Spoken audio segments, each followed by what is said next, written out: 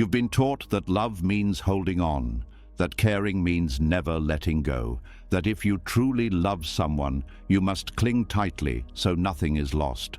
But if that were true, why does love so often feel painful? Why does attachment create fear? And why does caring slowly turn into anxiety and control? Why do you feel uneasy when someone changes?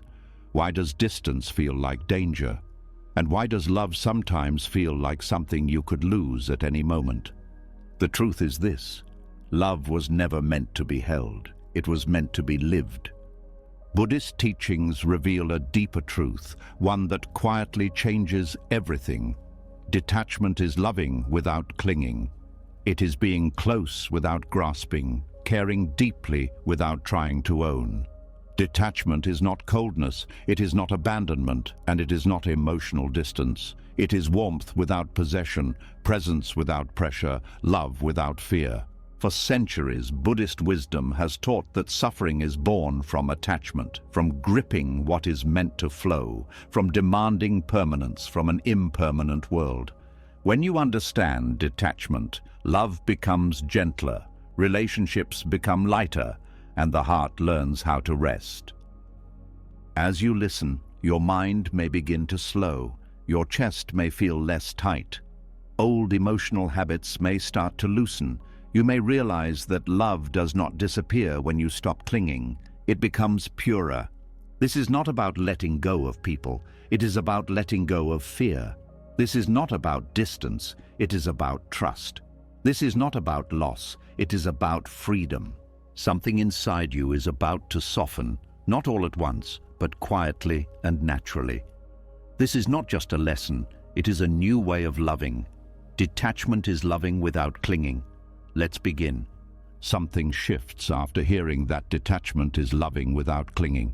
It doesn't arrive as a dramatic realization. It shows up quietly, like a pause in the mind, like a soft hesitation before old emotional habits take over.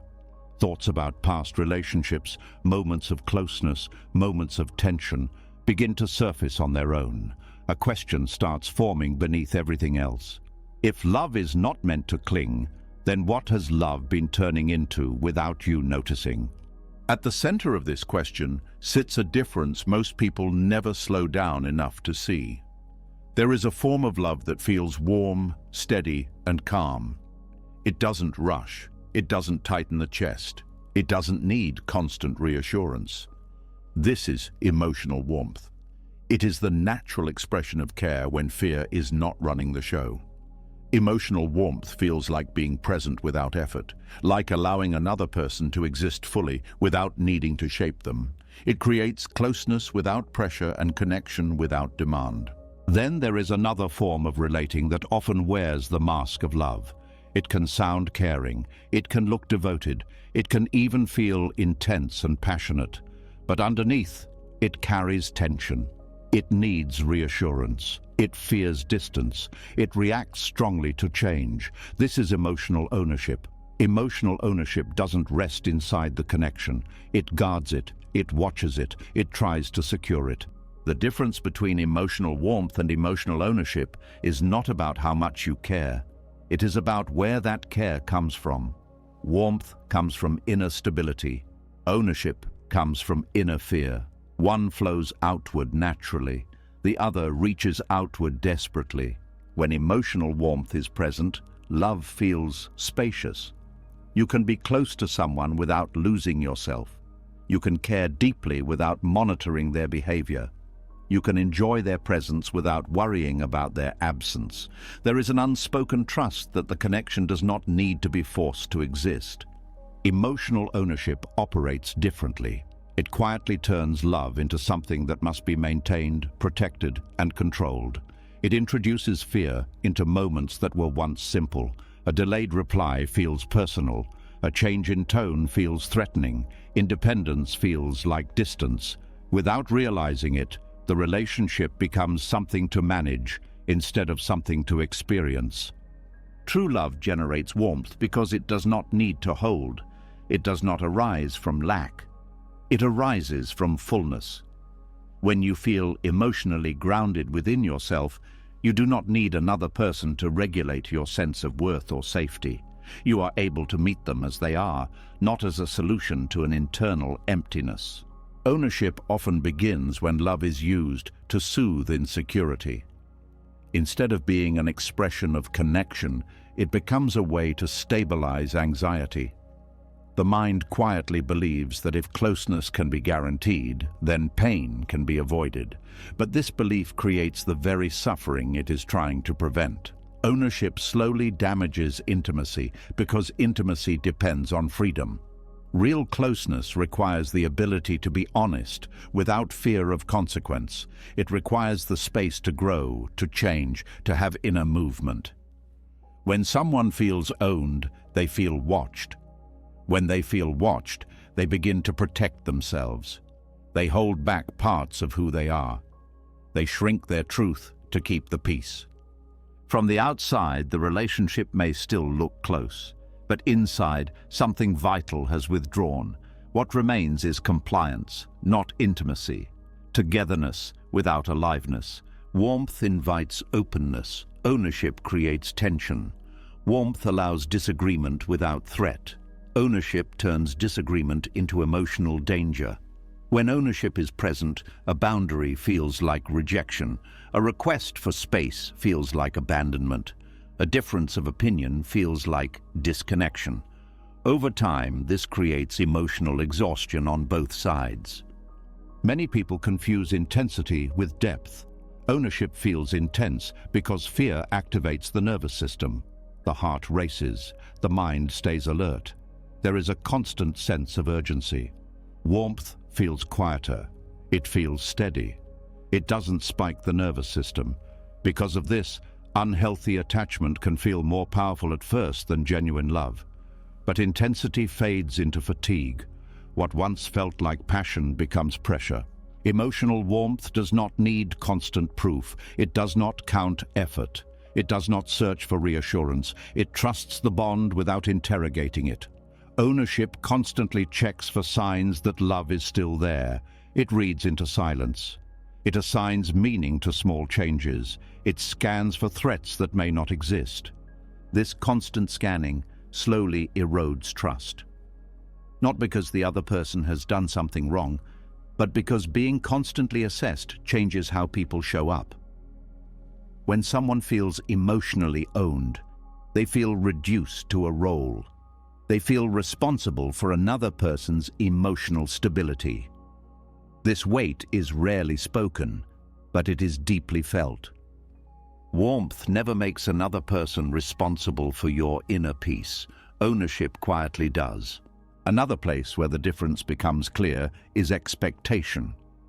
Emotional ownership carries expectations that often remain unspoken. Expectations about availability, about consistency, about how someone should feel, behave, or prioritize. These expectations form invisible agreements the other person never consented to. When those expectations are not met, disappointment arises. That disappointment often turns into resentment, guilt, or emotional withdrawal. But the pain does not come from what the other person did. It comes from the belief that something was owed. Emotional warmth carries no hidden contracts. It does not say, "Because I care, you must stay the same." It does not say, "Because I give, you must give back in the same way." It offers care freely without demanding a return. Buddhist teachings point gently but clearly to this truth. Suffering does not arise from love. It arises from clinging. When the heart clings, it stops seeing clearly. It begins to relate to ideas, memories, and fears instead of the living person in front of it. Love becomes tied to an image of how things should be. Ownership often begins with good intentions. It may come from past wounds, from abandonment, from inconsistency, from a history where love felt conditional or unsafe. The nervous system learns to hold tightly because it believes holding tightly prevents loss.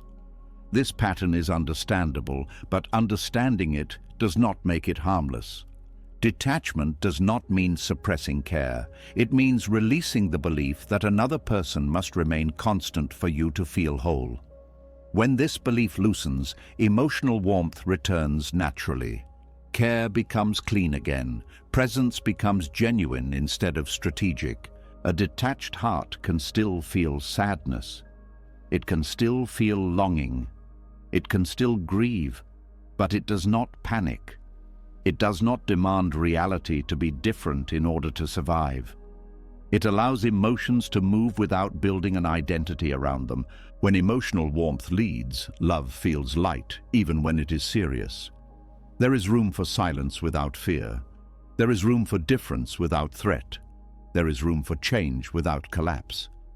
Ownership tries to shrink uncertainty by narrowing the relationship. Warmth meets uncertainty by widening the heart. This is why ownership quietly kills intimacy, not through dramatic conflict, but through slow pressure. Each moment of unspoken expectation, each instance of emotional monitoring, each subtle guilt drains vitality from the connection. Over time, love begins to feel like responsibility instead of joy. Warmth keeps intimacy alive because it allows movement. It allows two people to meet each other again and again as they actually are, not as they used to be. It does not ask the past to guarantee the future. The body often recognizes this difference before the mind does. Warmth feels like ease in the chest. Ownership feels like tightness in the stomach. Warmth feels open. Ownership feels contracted. Paying attention to these signals reveals where love is flowing and where it is being gripped. Letting go of ownership does not mean tolerating disrespect. Detachment does not erase boundaries. It clarifies them. You stop trying to control outcomes and start responding honestly to what is present. You stop using love as leverage and start offering it as presence. From this place, intimacy does not need to be protected. It exists because it is allowed. Something begins to feel different after seeing how emotional ownership tightens love. The pressure no longer looks dramatic or obvious. It reveals itself in quieter places, in moments that once felt harmless. Concern, advice, help, protection. You may start noticing how some forms of care felt heavy instead of supportive, how certain gestures of love carried tension instead of ease. This is where attention naturally shifts, not outward, but inward, toward the way compassion itself can quietly change shape. Compassion, in its natural state, is gentle. It notices suffering and responds without urgency. It does not rush to correct or interfere. It does not demand progress. It does not need to be effective to feel valuable. It simply stays present with what is. This kind of compassion feels calm in the body. It does not tighten the chest. It does not create anxiety in the mind. It allows space for another person's experience to unfold. But compassion does not move through an empty system. It moves through memory, fear, identity, and expectation. When fear enters, compassion can slowly lose its softness. It leans forward. It becomes alert. It wants results. It wants reassurance that things will turn out okay. Without being noticed, care starts to carry tension. This is where clinging begins to distort compassion. At first, the shift feels responsible. You care deeply. You want to prevent pain. You recognize patterns from your own life and want to save someone else from repeating them. You speak more. You suggest more. You step in sooner. None of this feels wrong. It feels loving. It feels necessary. But beneath these actions, a subtle change has taken place. The discomfort you feel is no longer only empathy. It is personal unease. The other person's struggle activates something inside you. Their uncertainty unsettles your nervous system. Their choices challenge your sense of safety. Without realizing it, compassion starts serving your need to feel calm rather than their need to grow. This is the quiet moment where care turns into control. Control rarely announces itself. It does not always look forceful. Often it appears as concern that cannot tolerate uncertainty. It appears as help that cannot wait. It appears as guidance that leaves no room for refusal. It appears as support that feels heavy, intrusive, or pressuring, even when the words are kind. Clinging fuels this shift. When you cling to outcomes, you stop trusting another person's process. When you cling to roles, you stop seeing them as autonomous. When you cling to being the helper, the protector, or the one who knows, compassion becomes entangled with identity. Pure compassion respects autonomy. Distorted compassion quietly undermines it. This is why control often feels justified. It usually comes from fear, not malice. Fear of loss, fear of watching someone suffer, fear of helplessness, fear of uncertainty. The mind creates a story that intervention is required to prevent disaster. Urgency takes over, listening decreases, direction increases. The other person feels this immediately. They may not name it, but they sense pressure. They sense mistrust. They sense that their experience is being managed. Something inside them closes slightly, not out of rebellion, but out of self-protection. Compassion without clinging feels very different. It does not rush to fix. It does not assume authority. It does not confuse presence with interference. It stays nearby without hovering. It offers support without attaching conditions. It allows the other person to say no without consequence. This kind of compassion requires inner stability. It requires the ability to stay with discomfort without acting on it. It requires trusting another person's capacity to learn through experience, even when that experience includes pain. It requires letting go of the belief that love means preventing all suffering. Clinging removes this trust. When you cling, you relate to an imagined future instead of the present moment. You become attached to what should happen instead of responding to what is happening. Compassion becomes tied to outcomes. Progress becomes more important than presence. This is where manipulation quietly enters, not as something intentional, but as something subtle. Tone softens, but pressure remains. Help is offered with expectation. Kindness is paired with disappointment. Approval becomes linked to compliance. Support becomes conditional without being stated. The other person begins adjusting. They explain themselves more. They justify their choices. They hide struggles to avoid advice. They agree outwardly while withdrawing inwardly. None of this strengthens connection. It erodes it. Detachment restores compassion by removing the need to manage outcomes. It separates care from control. It allows love to exist without directing another person's life. It replaces urgency with trust. Detachment does not mean stepping away. It means stepping out of interference. It means recognizing that another person's journey belongs to them. It means allowing life to teach lessons you cannot teach for it. This kind of detachment is active, not passive. It does not abandon people when they struggle. It stands with them instead of over them. It listens more than it instructs. It asks before offering guidance. It helps without tying self-worth to acceptance. Clinging often grows from identity. You may see yourself as the strong one, the responsible one, the wise one. Compassion then becomes a way to reinforce this identity. Helping feels necessary not just for them, but for who you believe you are. Detachment loosens this grip. It allows you to help without needing to be needed. It allows compassion to flow without being tied to self-image. This makes compassion lighter and more sustainable. There is also a hidden cost to clinging disguised as care. When you take responsibility for someone else's emotions or choices, you carry weight that does not belong to you. Over time, this weight turns into frustration, resentment, or emotional exhaustion. You may feel unappreciated, you may feel drained, you may feel angry without understanding why. This happens because control is heavy. It requires constant monitoring. Compassion without clinging does not drain energy. It does not require vigilance. It requires presence.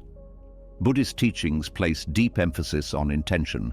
The same action can arise from very different inner states. Helping because you trust is different from helping because you fear. Speaking because you are invited is different from speaking because you are anxious. Silence held with care is different from silence used as withdrawal. Detachment clarifies intention. Before acting, there is space to notice what is truly motivating you. Are you responding to another person's need or to your discomfort? This awareness alone can dissolve control. When compassion is pure, it does not shrink the other person. It does not place you above them. It does not make them dependent. It strengthens their sense of agency. It leaves them feeling respected rather than managed. Control, even when subtle, weakens confidence. It sends an unspoken message that the other person cannot be trusted with their own life. Over time, this message is absorbed. The person may become dependent or resistant. Both responses damage authentic connection. Detachment interrupts this cycle. It returns responsibility to where it belongs. It allows you to care deeply without interfering. It allows compassion to exist without attachment to results. This does not mean silence replaces honesty. It means honesty becomes cleaner. Words are no longer charged with fear. Advice is no longer disguised as concern. Support is no longer tied to expectation. There is humility in detached compassion. It acknowledges that you do not see the full picture. You do not know what another person must experience to grow. You do not control the timing or direction of their learning. This humility softens the impulse to control. Clinging assumes certainty. Detachment accepts mystery. When compassion is freed from clinging, relationships change. Conversations feel safer. People open more easily. Resistance fades. Trust grows naturally, not because you are doing more, but because you are interfering less. Detached compassion also protects inner peace. You stop carrying outcomes that are not yours. You stop measuring your value by another person's progress. You stop absorbing emotions that do not belong to you. Care becomes lighter. Love becomes cleaner. Presence becomes enough. Something softens after compassion is freed from control. When care no longer interferes, when help no longer carries pressure, a quieter question begins to surface. If love is no longer trying to manage outcomes, if compassion no longer needs to steer another person's path, then what is love really asking of you? What remains when there is nothing left to secure, correct, or control? There is a subtle fear that lives beneath most expressions of love. It is not always conscious. It does not always speak loudly, but it influences behavior in quiet ways. It asks to be seen. It asks to be appreciated. It asks to be remembered. Much of what people call love is actually an attempt to leave a mark, to matter in a way that feels permanent, to ensure that effort, care, and sacrifice do not disappear without acknowledgement. Loving without needing to be remembered challenges this fear at its root. There is comfort in being remembered. It reassures the ego that it mattered, that it had weight, that it left an impression. Gratitude feels like proof that love was successful. Permanence feels like confirmation that connection was real. Without these signs, love can feel unfinished, wasted, or invisible.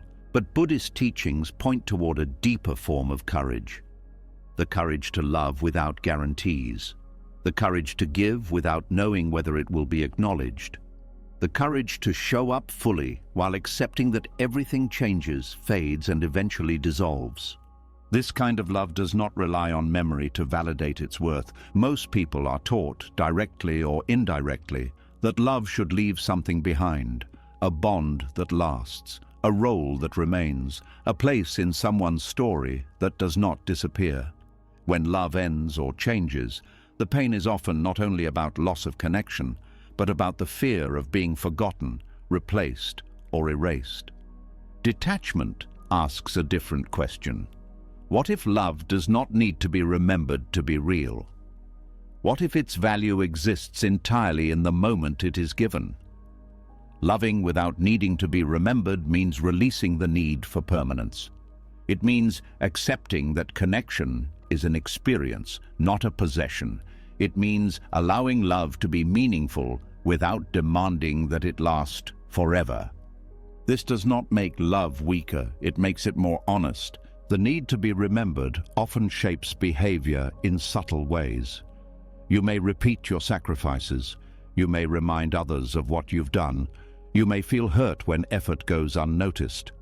You may feel resentment when gratitude is not expressed. None of this means you are selfish. It means you are human. But it also means love has quietly become tied to recognition. When recognition does not arrive, disappointment follows. Disappointment then turns into withdrawal, bitterness, or emotional distance. Love becomes conditional, even if the conditions were never spoken. Detachment removes this condition. It allows love to exist without keeping score. It allows giving without measuring return. It allows presence without expectation of remembrance. This does not mean gratitude is unimportant. Gratitude is beautiful when it arises naturally. But when love depends on it, love becomes fragile. It needs constant reinforcement. It needs to be seen to survive. Loving without needing to be remembered means accepting impermanence at every level. People change, roles end, relationships shift, memories fade. None of this invalidates what was shared. The meaning of love does not disappear just because the form changes. Buddhist teachings emphasize impermanence not as a threat, but as a truth that frees the heart. When you stop resisting impermanence, you stop clinging to outcomes. You stop asking love to promise what it cannot guarantee. This kind of love requires courage because it leaves no emotional insurance. You cannot rely on future gratitude. You cannot rely on lasting presence. You cannot rely on memory to protect you from loss. What remains is the act of loving itself, and that act becomes enough. When love is freed from the need to be remembered, it becomes lighter. You stop performing love in ways meant to be noticed. You stop shaping yourself to ensure a place in someone's life. You stop attaching your worth to how long you are held in someone else's mind. You begin to love because love is true in the moment it is expressed. This shift changes how you show up. You listen without needing credit. You support without expecting loyalty. You care without demanding continuity. Love becomes something you do, not something you secure. There is a quiet humility in this. It acknowledges that you are part of a much larger flow, that your presence, while meaningful, is not permanent, that people will move on, grow, forget, and be shaped by countless influences beyond you. This humility does not diminish love, it purifies it. The fear of being forgotten often comes from the ego's need for significance. The ego wants proof that it mattered. It wants confirmation that it left a trace. Detachment gently loosens this need. It allows significance to exist without permanence. A flower does not need to be remembered after it withers for its beauty to have been real. A conversation does not need to be recalled years later for it to have been meaningful. Love does not need to last forever to be complete. Loving without needing to be remembered also changes how loss is experienced. Loss still hurts. Sadness still arises. But the pain is not layered with resentment or regret. You are less likely to think, after everything I gave, this is how it ends. You are less likely to feel erased. Instead, there is a quieter grief. A grief that acknowledges what was shared without demanding that it remain. This form of love does not ask to be held onto. It does not ask to be preserved. It allows itself to pass through time naturally. In relationships, this creates a different quality of presence. You are no longer trying to build something that must last. You are building something that is alive now. Conversations feel more sincere. Moments feel more vivid. You are less distracted by the future and more rooted in what is unfolding. The need to be remembered often pulls attention away from the present. You think about how this moment will be perceived later. You think about whether your effort will be acknowledged. You think about whether your role will be valued. Detachment brings attention back to now. This presence is felt by others. They sense when love is being offered freely rather than strategically. They sense when care is not trying to secure a place in their life. This often makes connection safer. There is less pressure to reciprocate perfectly, less pressure to remember correctly, less pressure to preserve the bond at all costs. Loving without needing to be remembered also allows you to love people who may not be able to love you back in the way you hope. It allows care without expectation of return. This does not mean tolerating harm or disrespect. Boundaries still exist. It means releasing the fantasy that love must always be mirrored to be valid. This kind of love does not depend on symmetry. It does not require balance sheets. It does not demand equality of effort. It stands on its own. Many people fear that this will lead to being taken advantage of. But detachment is not self-erasure. It is clarity. You can give freely and still walk away when something is unhealthy. You can love deeply and still choose yourself. The difference is that you are no longer loving to secure a future. You are loving because the heart is open now. Loving without needing to be remembered also softens how you relate to endings. Endings no longer feel like failures. They feel like completions. Something was lived fully, then it changed. That is not a tragedy. That is the nature of life. When you stop asking love to be permanent, you stop fearing its end. This does not remove pain, but it removes resistance. Pain moves through instead of becoming a story you carry forever. There is also freedom in knowing that you do not need to leave a mark to have mattered. You do not need to be unforgettable. You do not need to be essential to someone's identity. Love does not require legacy. This freedom allows love to be quieter, softer, less dramatic, less performative. You stop needing love to prove anything about you. Detachment returns love to its simplest form: attention, care, presence, offered without demand. This kind of love is rare not because it is difficult to understand, but because it asks the ego to relax. It asks the self to trust that meaning does not need to be preserved to be real. When you love without needing to be remembered, you are no longer trying to outlast time. You are moving with it. You are no longer asking love to secure your place in someone's life. You are allowing connection to be what it is, for as long as it is. Love becomes an offering, not a claim. And in this offering there is a quiet peace, not the peace of certainty, but the peace of acceptance, not the peace of permanence, but the peace of presence. Care no longer needs applause. Affection no longer needs proof. Love no longer needs a future to justify itself. It is enough to have been real. When love is no longer asking to be remembered, something else comes into focus. Without the need for gratitude or permanence, the heart begins to notice subtle attentions that were once hidden beneath good intentions. You may start sensing moments where closeness felt restrictive, where affection carried an unspoken demand, where staying the same felt safer than becoming something new. This is where attention turns toward a quieter truth about attachment, one that is rarely named because it does not look like harm on the surface. Attachment often presents itself as devotion. It speaks the language of loyalty, consistency, and commitment. It says, "I love you as you are." But beneath this statement, there is sometimes another message that remains unspoken. Please do not change in ways that unsettle me. This is where the hidden violence inside attachment begins to operate. Not through force, not through cruelty, but through pressure that is so subtle it feels normal. Violence does not always involve raised voices or broken boundaries. There is a form of violence that exists at the emotional level, one that constrains rather than attacks.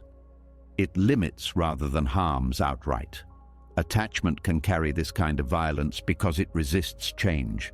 It clings to familiar versions of people. It prefers predictability over growth. It seeks comfort over truth.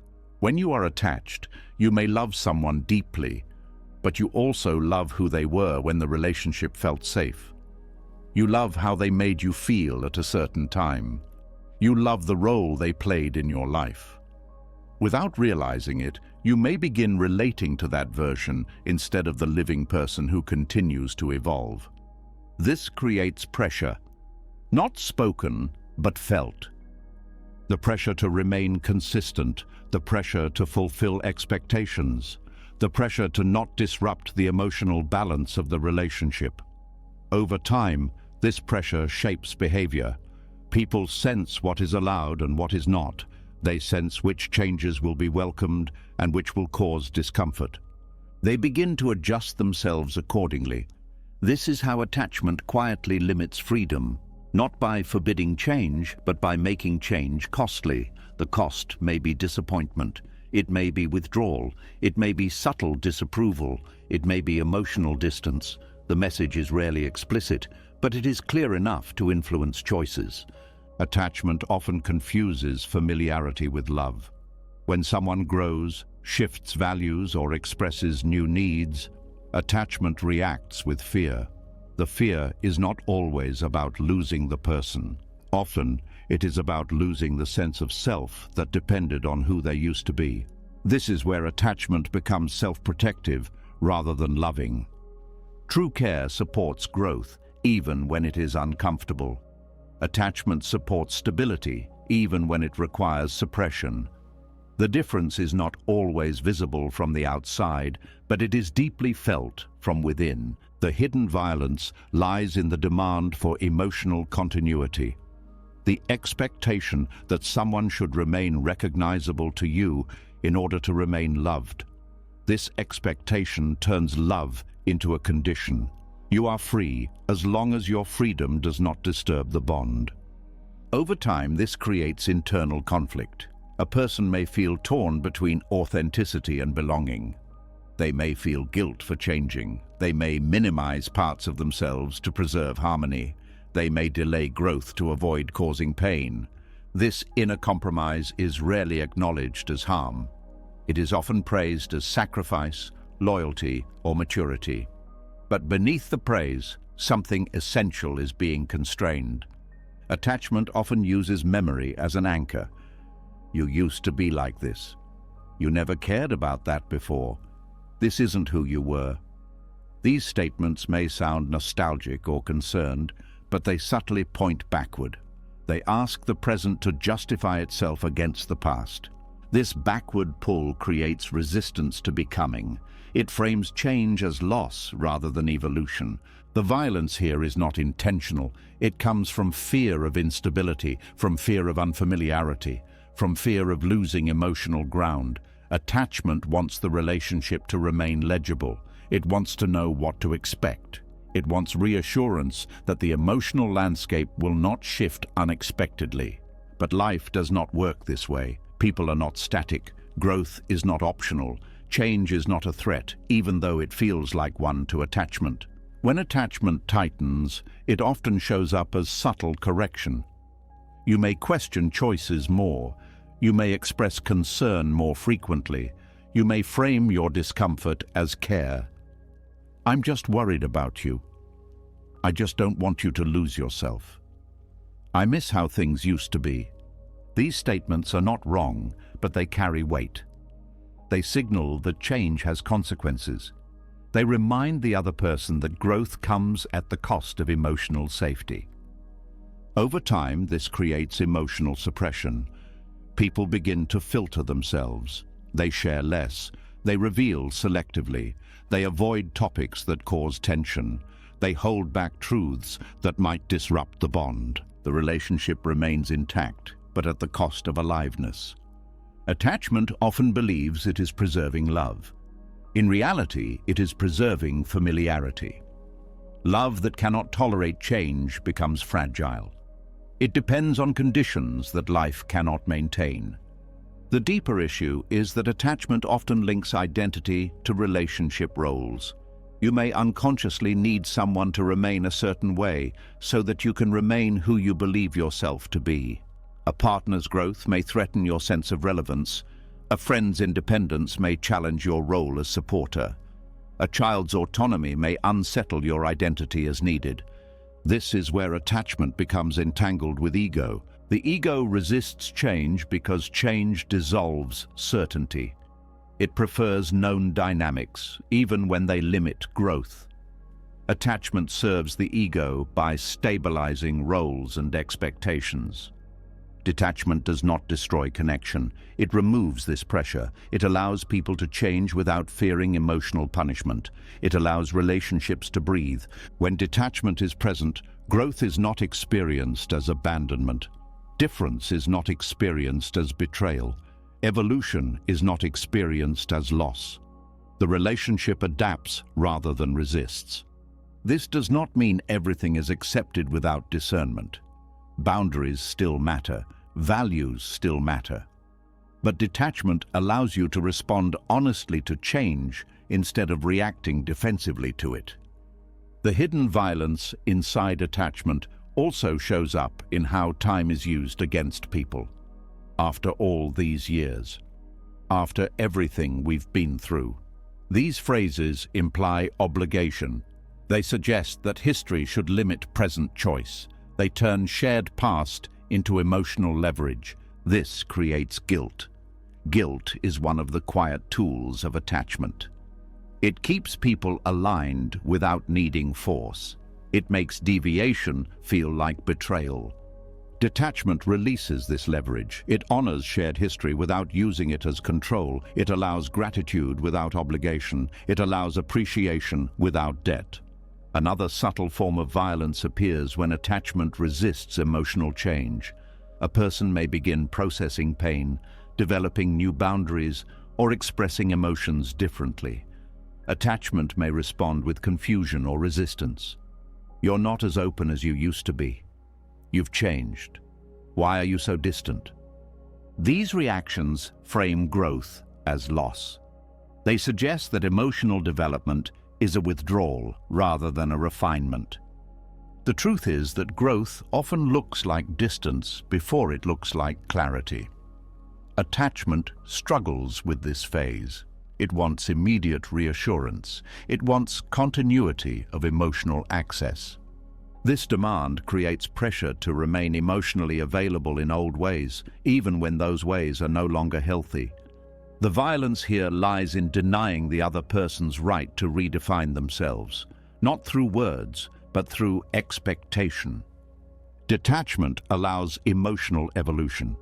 It allows people to renegotiate how they show up.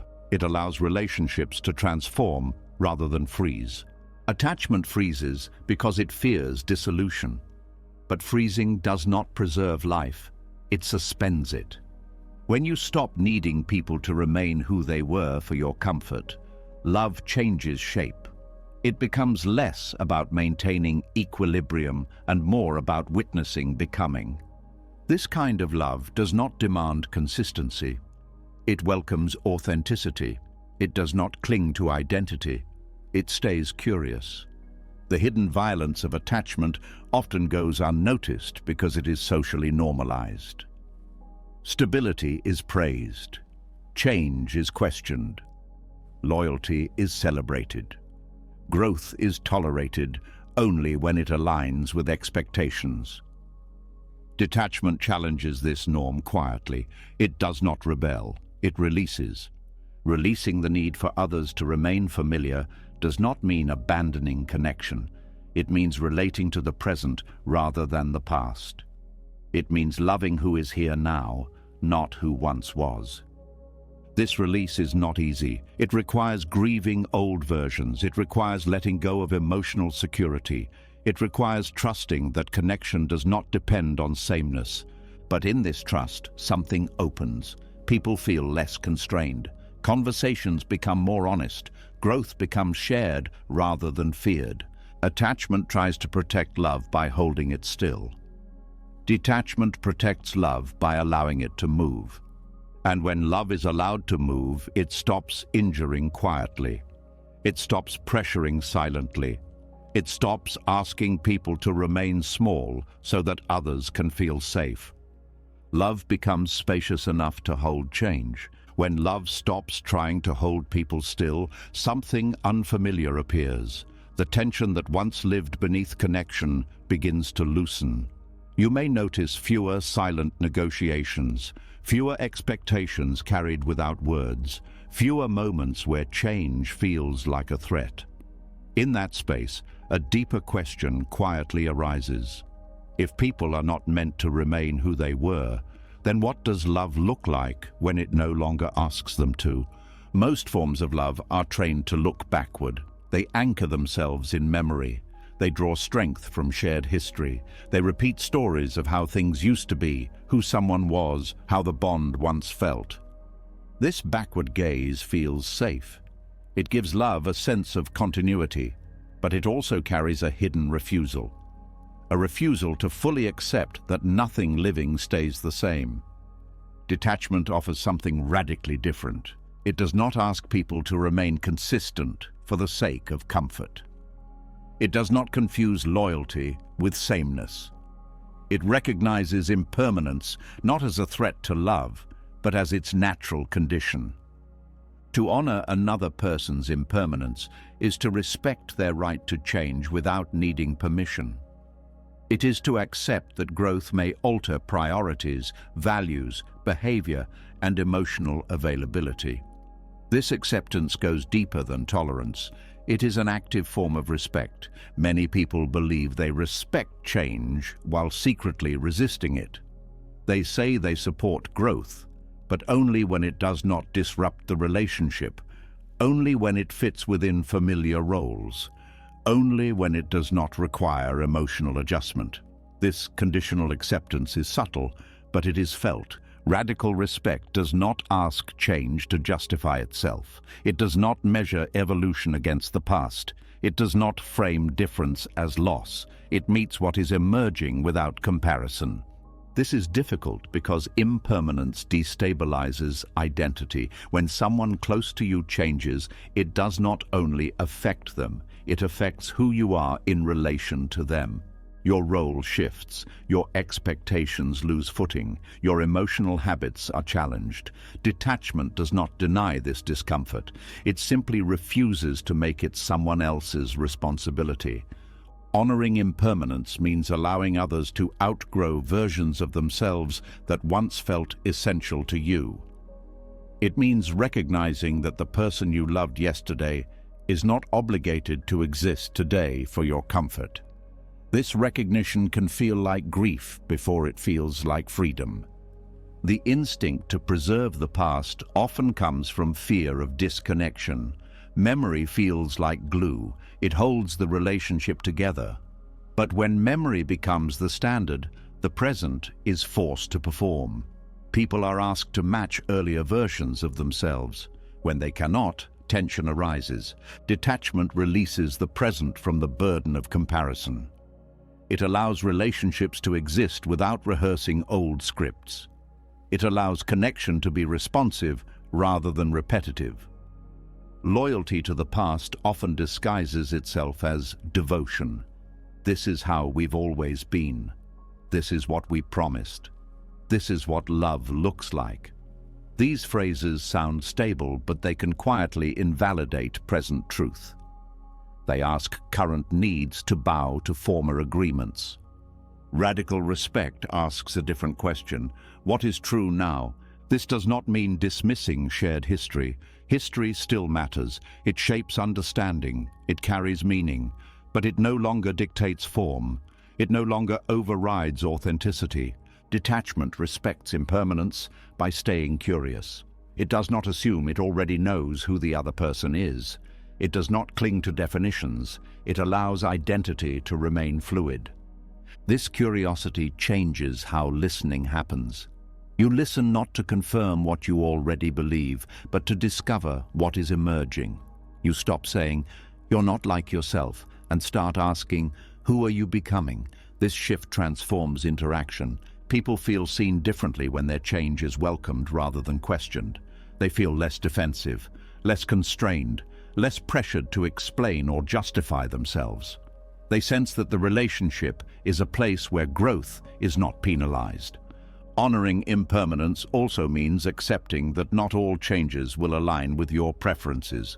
Some changes may create distance, some may alter compatibility, some may lead to endings. Detachment does not pretend this is painless. It simply does not treat pain as evidence that something is wrong. Pain becomes information rather than accusation. When love is detached, it does not rush to restore old dynamics when discomfort arises. It pauses, it observes. It allows the relationship to renegotiate itself. Sometimes this leads to deeper connection. Sometimes it leads to separation. Both outcomes are respected. This respect is what makes detachment radical. It does not prioritize preservation over truth. It does not sacrifice authenticity to maintain form. It trusts that love does not need to look the same to remain sincere.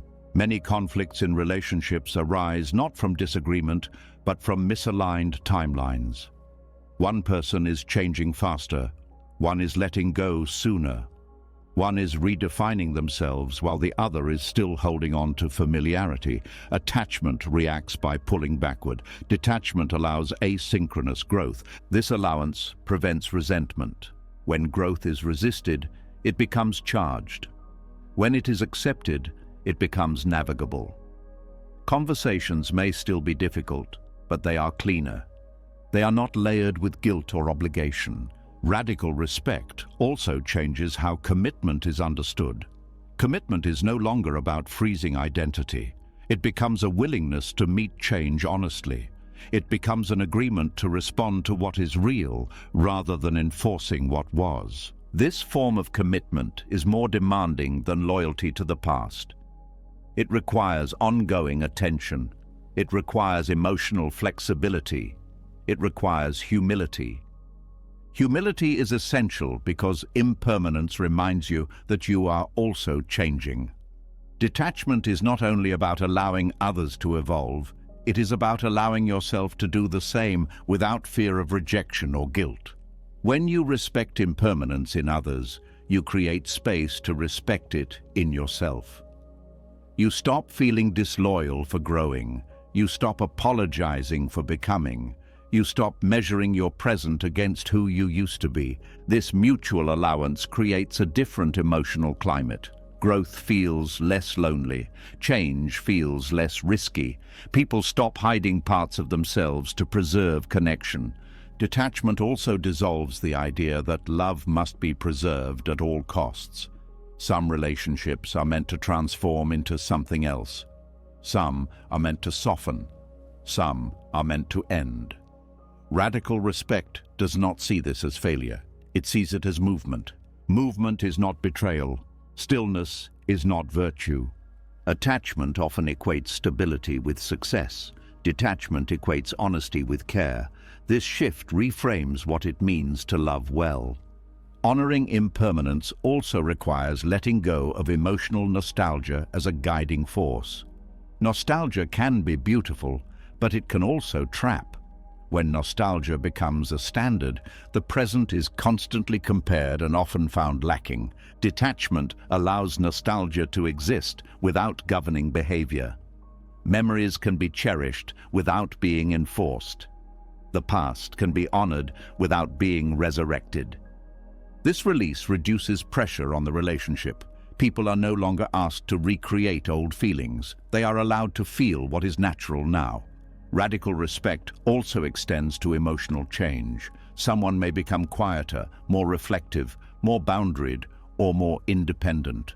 Attachment may interpret this as distance or loss. Detachment recognizes it as evolution. Instead of demanding emotional access remain constant, detachment allows it to shift.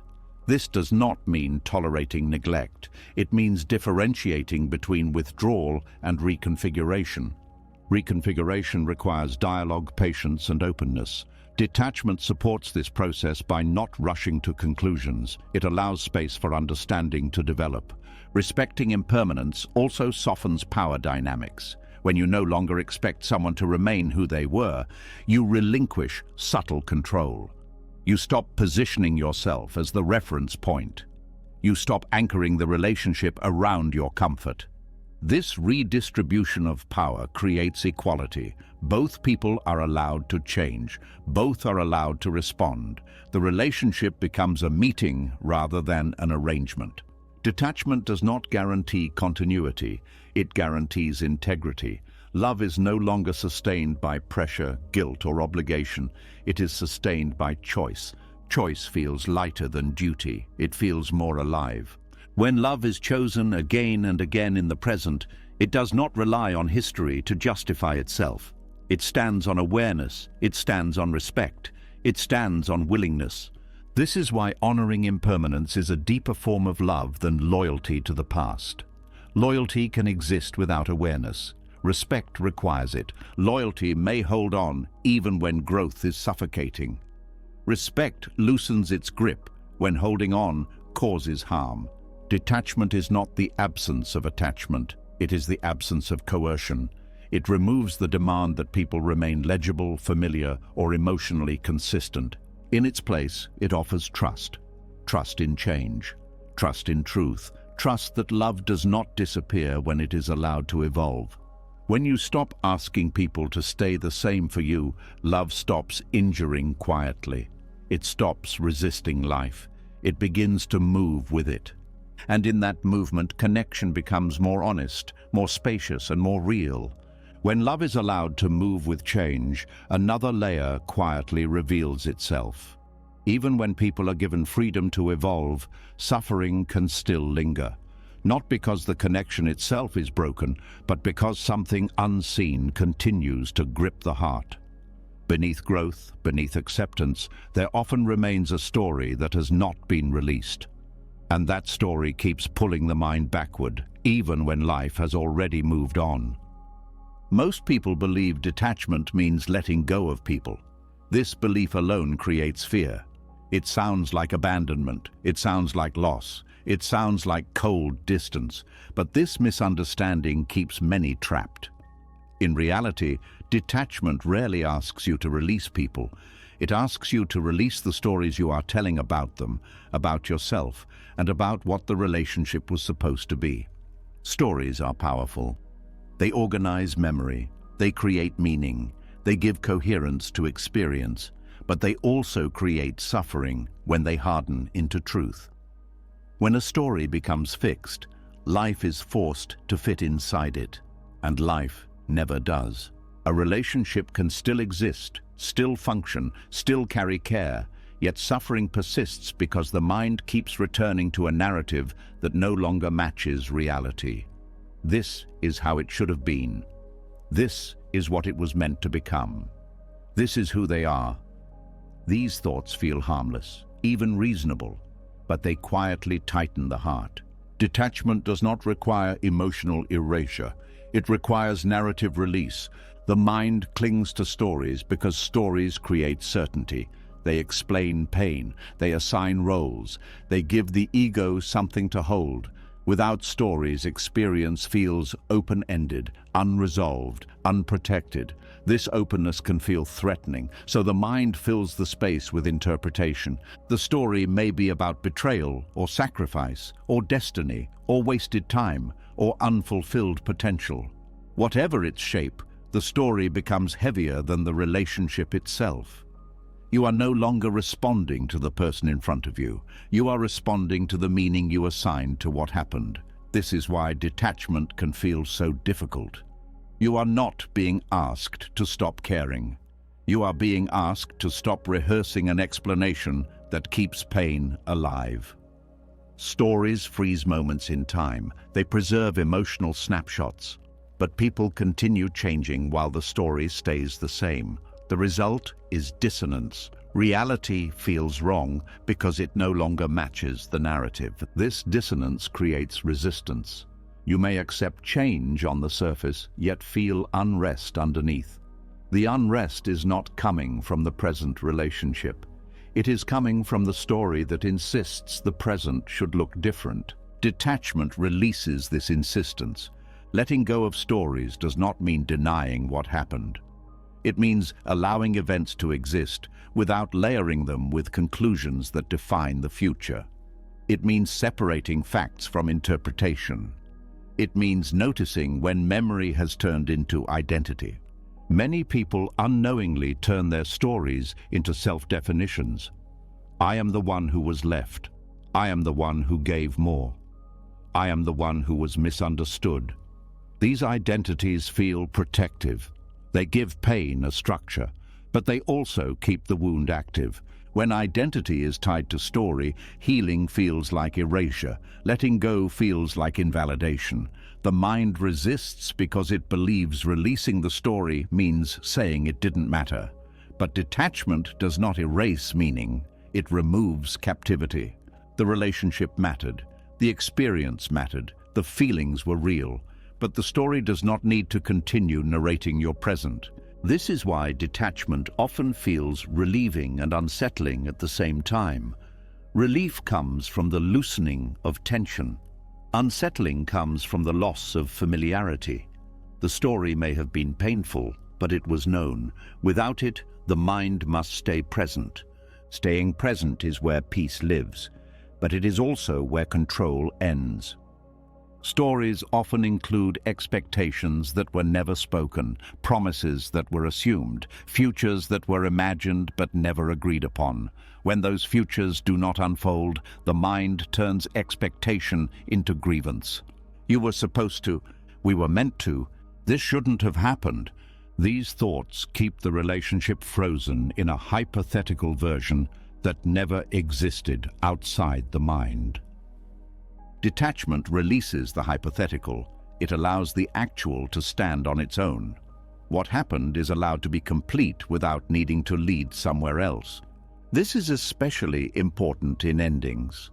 When a relationship changes or dissolves, suffering often comes not from the loss of connection, but from the loss of the story that gave that connection purpose. Without the story, the mind feels unanchored. But anchoring to a story does not restore connection. It only prolongs pain. Letting go of stories does not mean forgetting. It means remembering without reliving. It means allowing memory to soften rather than dictate. Stories also shape how you interpret present behavior. A single action can be read as proof of a narrative already believed. Silence becomes rejection. Distance becomes punishment. Change becomes betrayal. The story interprets before awareness arrives. Detachment introduces space between event and meaning. In that space, you regain choice. You can respond to what is happening rather than what you fear it represents. This space is not indifference, it is clarity. Many conflicts persist because both people are responding to different stories about the same events. Each believes their narrative is accurate. Each feels misunderstood. Communication becomes a defensive story rather than an exploration of truth. Detachment dissolves this rigidity. It allows multiple perspectives to coexist without needing one to win. The relationship becomes less about being right and more about being present. Stories also cling to time. They divide life into before and after.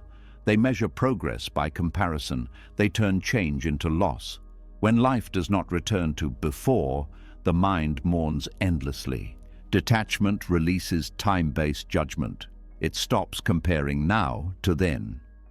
It stops asking the present to compensate for the past. This does not erase grief. It allows grief to move. Stories trap grief by replaying it. Detachment lets grief complete its cycle. There is also a subtle comfort in suffering that stories provide. Pain with meaning feels safer than pain without explanation. The story tells you why you hurt. It gives your pain a purpose. But suffering does not need justification to be felt. Pain does not need a narrative to pass through the body. Detachment allows pain to exist without being converted into identity. When stories loosen, emotional energy frees up. You may notice less mental repetition, fewer inner arguments, less replaying of conversations. The mind becomes quieter, not because answers were found, but because questions were released. This quiet does not mean confusion. It means the mind is no longer trying to resolve something that cannot be resolved through thought. Detachment also changes how you relate to others in the present. You stop projecting old stories onto new people. You stop expecting the same outcomes. You meet individuals more freshly, without inherited fear. This freshness makes connection lighter. There is less guarding, less anticipation of harm, less need to protect against repetition. Letting go of stories also frees compassion. You are no longer locked into a role of victim, rescuer, or betrayer. You can see complexity again. You can acknowledge harm without reducing people to it. This does not excuse behavior. It contextualizes it. Detachment does not ask you to rewrite the past. It asks you to stop living inside it. When stories fall away, what remains is relationship as it actually is, not as it was meant to be. Sometimes this reveals that connection is still alive. Sometimes it reveals that it has ended. In both cases, clarity replaces confusion. The suffering caused by stories often feels endless because stories have no natural endpoint. They loop. They reinforce themselves. They seek confirmation. Detachment interrupts this loop. This interruption does not come from force. It comes from awareness, from noticing when thought has replaced experience, from gently returning to what is real now. Reality is always simpler than the story about it. Detachment is not emotional withdrawal. It is narrative freedom. It does not distance you from people. It brings you closer to them as they are, not as you imagined them to be. When stories loosen, relationships become less heavy. Expectations soften, reactions slow, you listen more, you assume less, you stop filling silence with interpretation. This is where peace begins to show itself, not as resolution, but as relief from mental weight. The relationship no longer has to carry the burden of meaning. It can simply exist. And in that simplicity, love becomes less entangled, less strained, and more honest. When the grip of old stories loosens, another weight becomes visible. Even without replaying the past, even without clinging to what should have been, there can still be a quiet dependence hiding inside love. It shows up as expectation rather than memory, as hope rather than nostalgia, as the silent belief that someone else is meant to make life feel lighter, steadier, or more complete. This belief often goes unnoticed because it feels normal, it feels human, but it shapes love in ways that create pressure long before anyone realizes it. Most people are taught that love is where happiness lives. That partnership is meant to fill emotional gaps. That closeness should ease inner unrest. These ideas are rarely questioned. They are passed down gently, wrapped in romance and reassurance. Yet beneath them lies a subtle transfer of responsibility. Another person becomes the caretaker of your emotional state, even if they never agreed to that role. Loving someone without making them responsible for your happiness requires seeing this transfer clearly. Happiness is often treated as something external, something that arrives through connection, validation, or belonging. When you feel low, you reach outward. When you feel uncertain, you look to someone else for grounding. This pattern can feel natural, even loving, but over time, it turns relationships into emotional support systems rather than shared experiences. The other person becomes a regulator. Their presence calms you. Their absence unsettles you. Their mood affects your own. Their attention reassures you. Their withdrawal destabilizes you.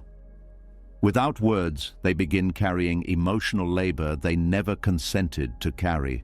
Emotional labor is not always about effort. Sometimes it is about expectation, the expectation to be available, to respond in certain ways, to provide comfort on demand, to stabilize emotions that originate elsewhere. When love is tied to happiness, disappointment becomes personal. If you feel unhappy, it is easy to look for the cause in the relationship. If someone you love cannot lift your mood, you may feel let down. If they prioritize their own needs, you may feel abandoned. These reactions are rarely intentional. They arise from the belief that love should fix what hurts. Detachment gently breaks this belief. Detachment does not say happiness should be isolated or solitary. It says happiness is an inside job. It says your inner state is your responsibility. Others can support, share, and accompany you, but they are not meant to carry your emotional weight. This shift changes the entire dynamic of love. When someone is responsible for your happiness, love becomes conditional. Their behavior must align with your emotional needs. Their availability becomes essential. Their choices feel consequential to your well-being. This creates pressure, even when it is never spoken. The other person may feel it as obligation, as guilt when they need space, as anxiety when they cannot show up perfectly, as fatigue from constantly being emotionally attuned to your inner world. Over time, this pressure erodes connection. Love starts to feel like work. Presence starts to feel like duty. The relationship becomes a place of management rather than mutual enjoyment. Loving without making someone responsible for your happiness removes this burden. It allows the relationship to exist without emotional debt. It allows the other person to show up freely rather than functionally. This does not mean you stop sharing feelings. It means you stop outsourcing emotional regulation. There is a difference between sharing joy and depending on someone to create it. There is a difference between seeking comfort and requiring it to feel okay. Detachment helps clarify this difference.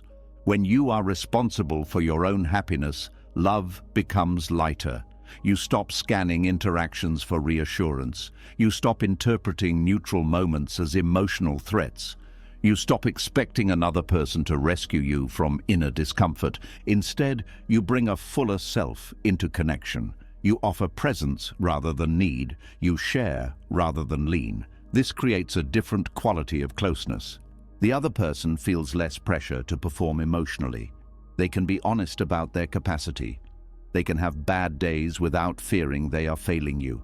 They can take space without being accused of neglect. This freedom deepens intimacy. When emotional labor is no longer demanded, affection becomes more sincere. Support becomes more genuine because it is offered, not required. Many people fear that detachment will make love colder. In reality, it makes love safer. When happiness is not outsourced, love does not need to constantly reassure. It can relax. The need to be made happy often comes from unmet needs earlier in life, from moments where emotional support was inconsistent or absent. The nervous system learns to seek regulation through others. This pattern is understandable, but understanding it does not mean repeating it. Detachment offers a different form of security that comes from self-trust rather than dependence. Self-trust does not mean you never need others. It means you know you can meet your own emotional states without collapsing. You can feel sadness without blaming. You can feel loneliness without demanding. You can feel joy without clinging. When this trust is present, relationships stop being emotional lifelines and start being shared spaces. This also changes how conflict unfolds. When someone is responsible for your happiness, conflict feels threatening. Disagreement feels destabilizing. Emotional tension feels intolerable.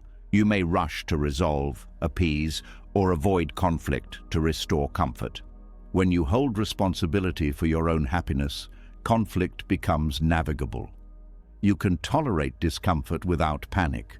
You can stay present without needing immediate relief. This creates room for honest communication rather than emotional urgency. Loving without outsourcing happiness also prevents resentment. When someone cannot meet an unspoken emotional demand, frustration builds. After everything I do, why don't they make me feel better? This resentment is painful, and it often feels justified, but it arises from an expectation that was never fair. Detachment dissolves this expectation before it hardens into resentment. It also protects the other person from emotional exhaustion. Being responsible for someone else's happiness is heavy. It requires constant attunement. It limits authenticity. It turns love into caretaking. Most people do not leave relationships because they stop caring. They leave because the emotional load becomes unsustainable. When you free others from responsibility for your happiness, you increase the chance that they will stay willingly, not out of obligation, but out of choice. This does not mean you stop leaning on others during difficult times. Support is part of human connection.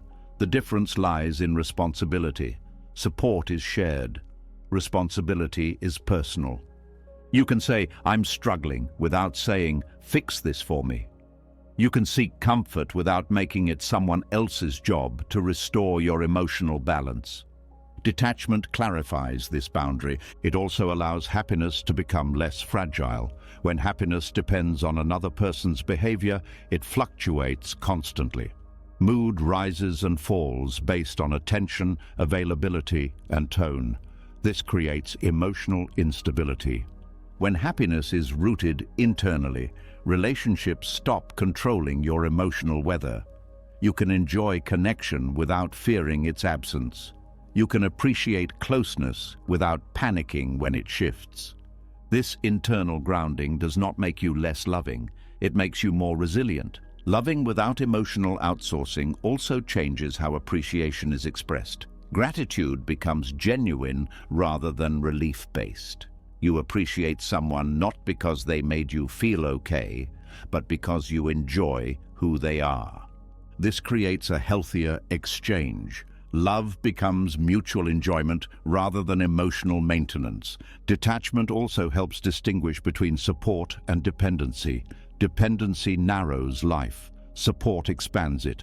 Dependency says, "I need you to feel okay." Support says, "I value you in my life." This distinction matters deeply. When dependency is present, separation feels like collapse. When detachment is present, separation feels painful but survivable. This survivability reduces fear. Fear reduction reduces control. Control reduction restores trust. The cycle is quiet but powerful. Loving someone without making them responsible for your happiness is not about emotional distance. It is about emotional ownership. You take responsibility for your inner state. You allow others to take responsibility for theirs. This mutual responsibility creates balance. No one is overburdened. No one is infantilized. No one is placed on a pedestal. The relationship becomes a meeting of two whole people rather than a solution to inner lack. Detachment does not remove vulnerability. It refines it. You share feelings without attaching demands. You express needs without expecting fulfillment. You invite connection without making it compulsory.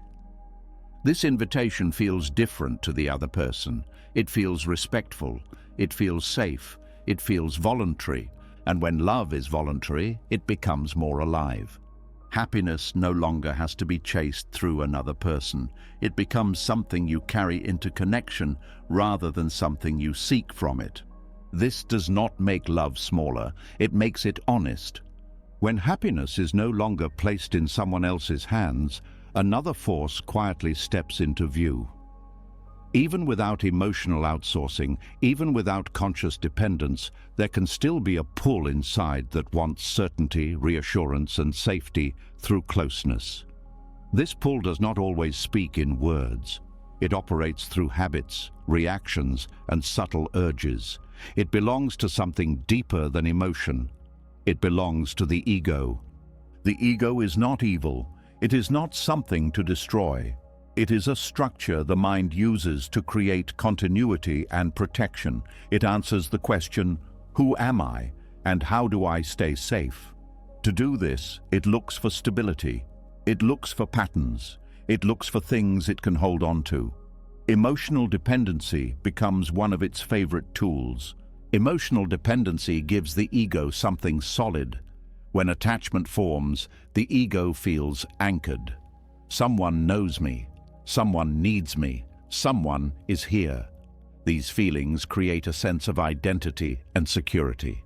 They tell the ego that it exists in a stable form. Without this reinforcement, the ego feels exposed. This is why attachment feels comforting at first. It quiets uncertainty. It reduces the fear of being alone with oneself. It offers a shortcut to safety. But like all shortcuts, it comes with a cost. The ego becomes addicted to the relief attachment provides. Addiction does not always look dramatic. It can look like preference. like habit, like normal desire. The ego learns that closeness regulates discomfort, that reassurance calms anxiety, that being wanted stabilizes identity. Over time, the ego stops asking whether attachment is healthy. It only asks whether it is available. This addiction shapes behavior. The ego seeks signs of security constantly. It watches responses. It tracks attention. It reacts strongly to distance. It interprets change as threat. All of this happens automatically, often beneath awareness. The ego does not crave love itself. It craves control over uncertainty. Emotional dependency gives the ego the illusion of control. If someone stays close, the ego believes it can predict the future. If someone remains attached, the ego believes it can avoid loss. If someone continues to choose it, the ego believes it has value. But this value is fragile. It depends on conditions. It depends on external confirmation. This is why the ego must keep feeding the attachment. The relief never lasts.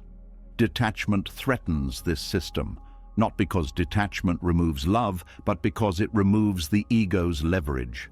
Without emotional dependency, the ego cannot guarantee safety through others. This feels destabilizing. It feels like groundlessness. This is why detachment is often resisted internally, even when it is understood intellectually. The ego fears what it cannot control.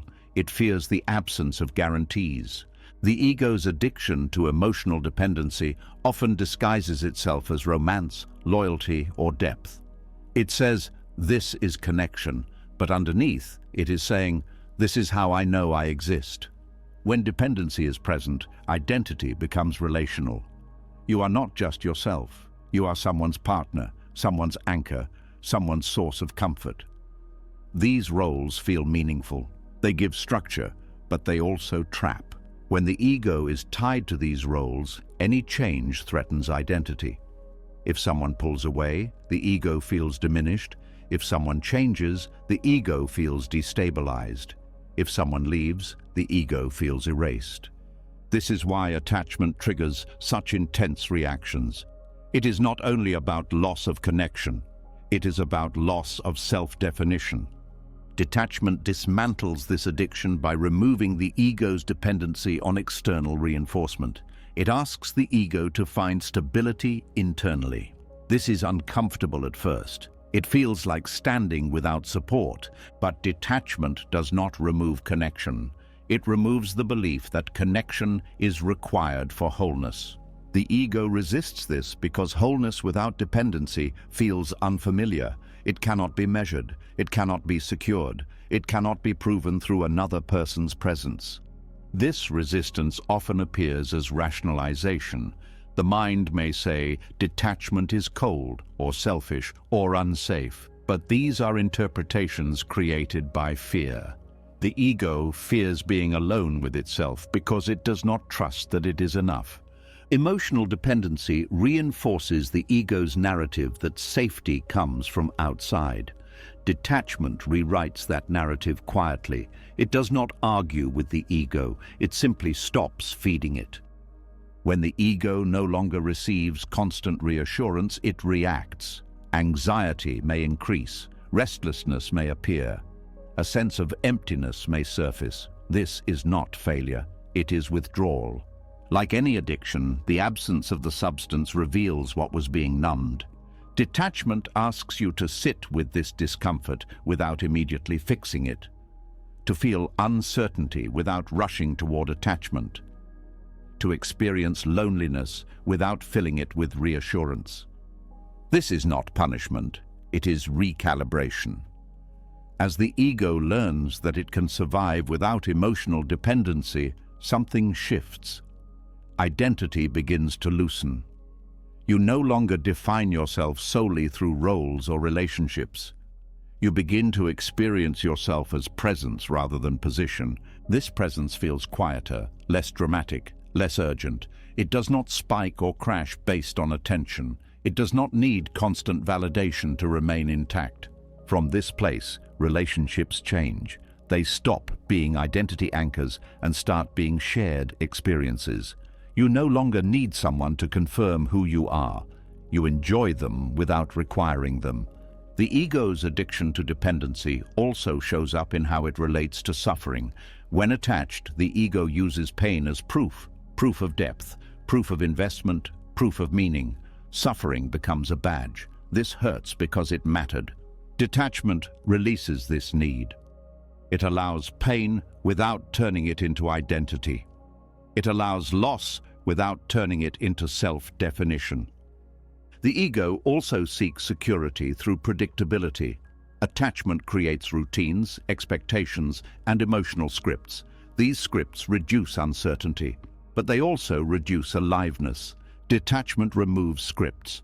It replaces predictability with presence. The ego finds this unsettling because presence cannot be controlled. But presence is where freedom lives.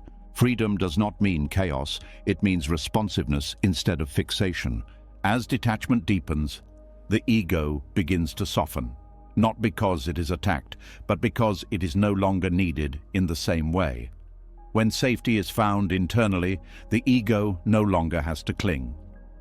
This internal safety does not come from affirmations or self-concepts. It comes from direct experience. The experience that you can feel discomfort and remain whole, that you can experience loss and continue, that you can stand without leaning and not collapse. This experience slowly dissolves the ego's addiction. You may notice fewer reactive urges, less need to check, less need to control, less fear around distance, less anxiety around change. These are signs that the ego is no longer running the system alone. Detachment does not eliminate the ego, it puts it in its proper place.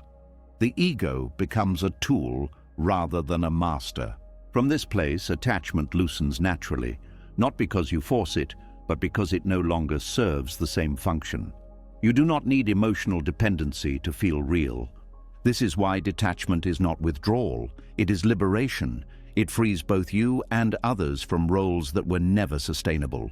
When the ego no longer needs attachment to feel secure, love becomes cleaner. There is less fear underneath affection, less urgency beneath closeness, less panic beneath change.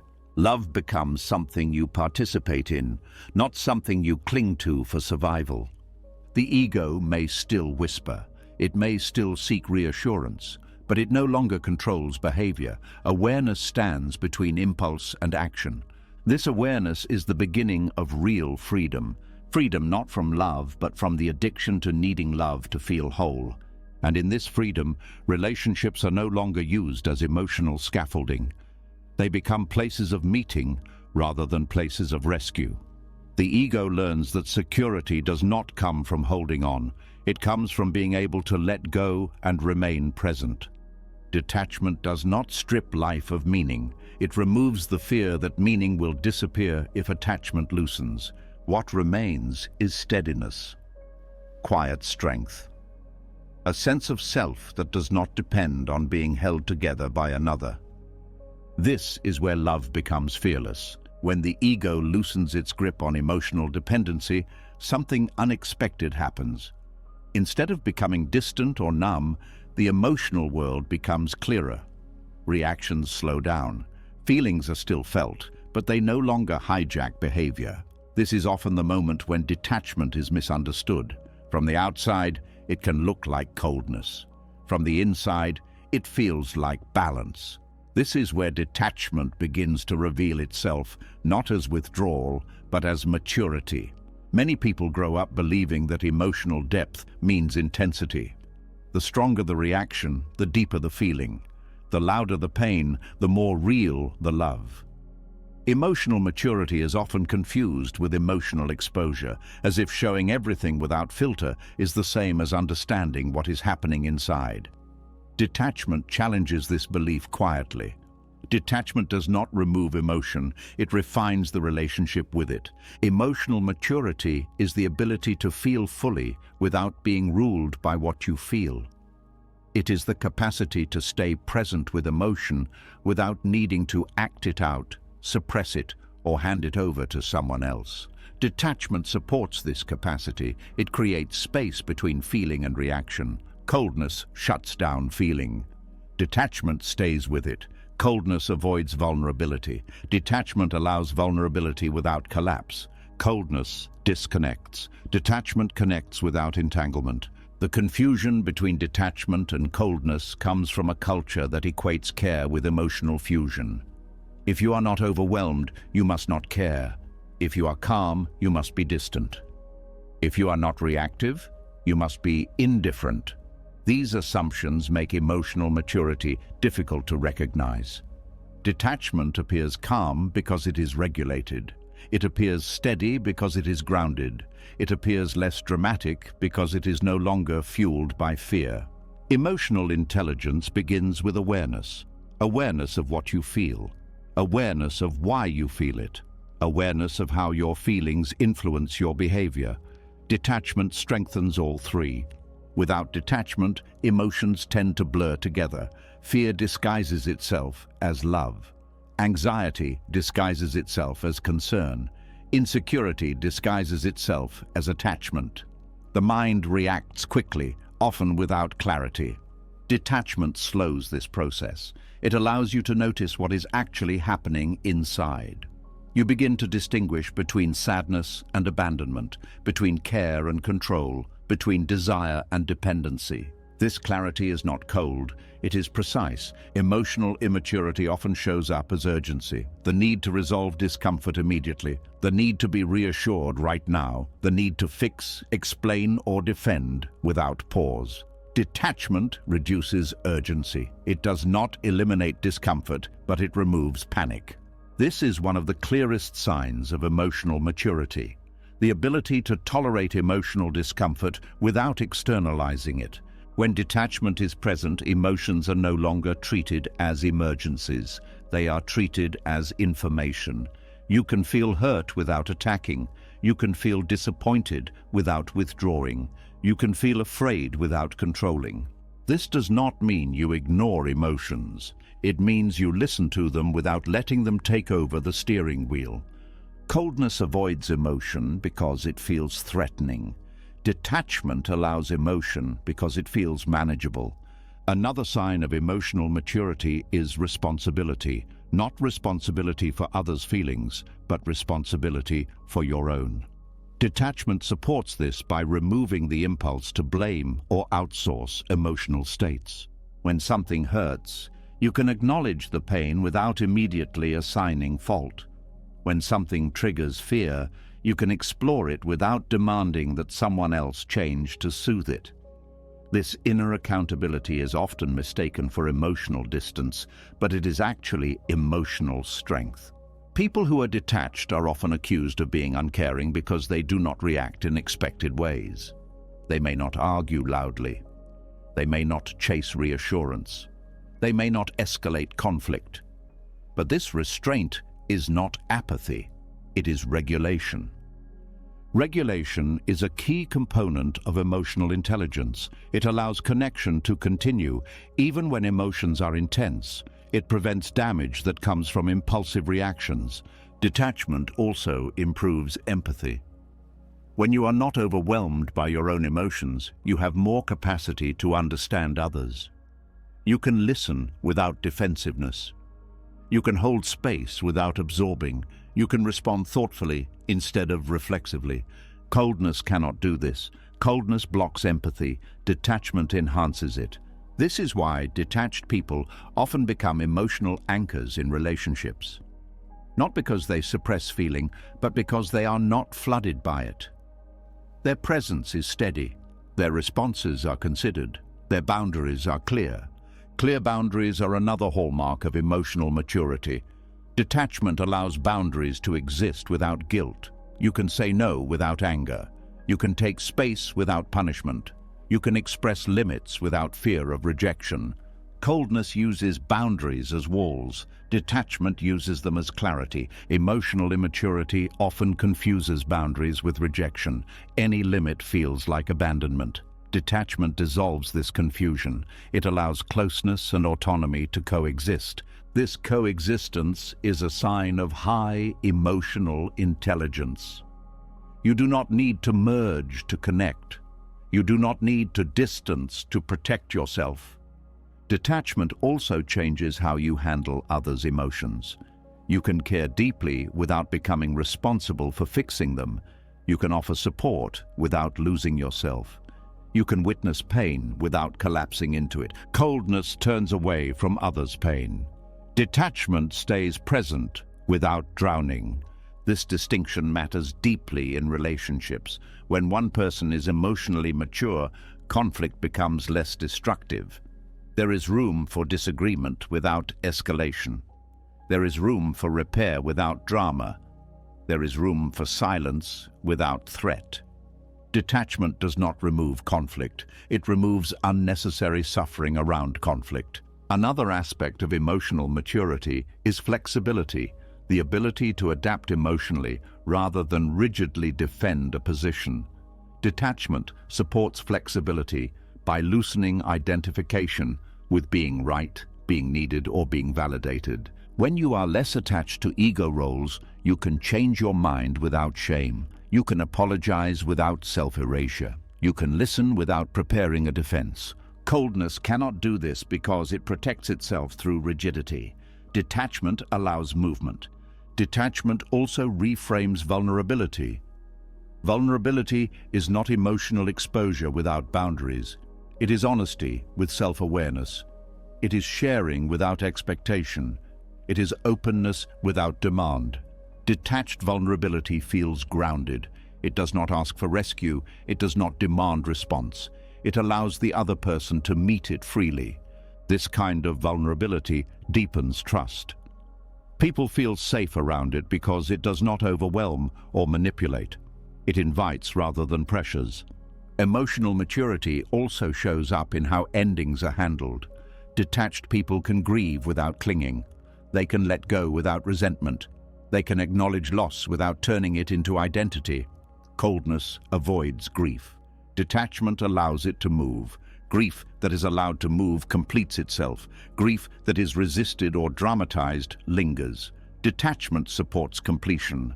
This does not mean detachment is easy. It requires inner work. It requires awareness. It requires practice. It requires facing discomfort without immediately reacting. But this effort is what builds emotional intelligence, not by accumulating techniques, but by developing capacity. Capacity to feel without drowning.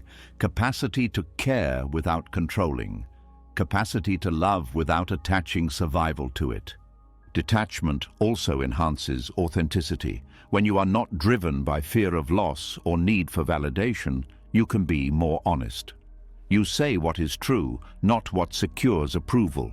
You act in alignment with values, not anxiety. This honesty is often mistaken for distance, but it is actually intimacy without performance. Emotional immaturity performs emotion to maintain connection.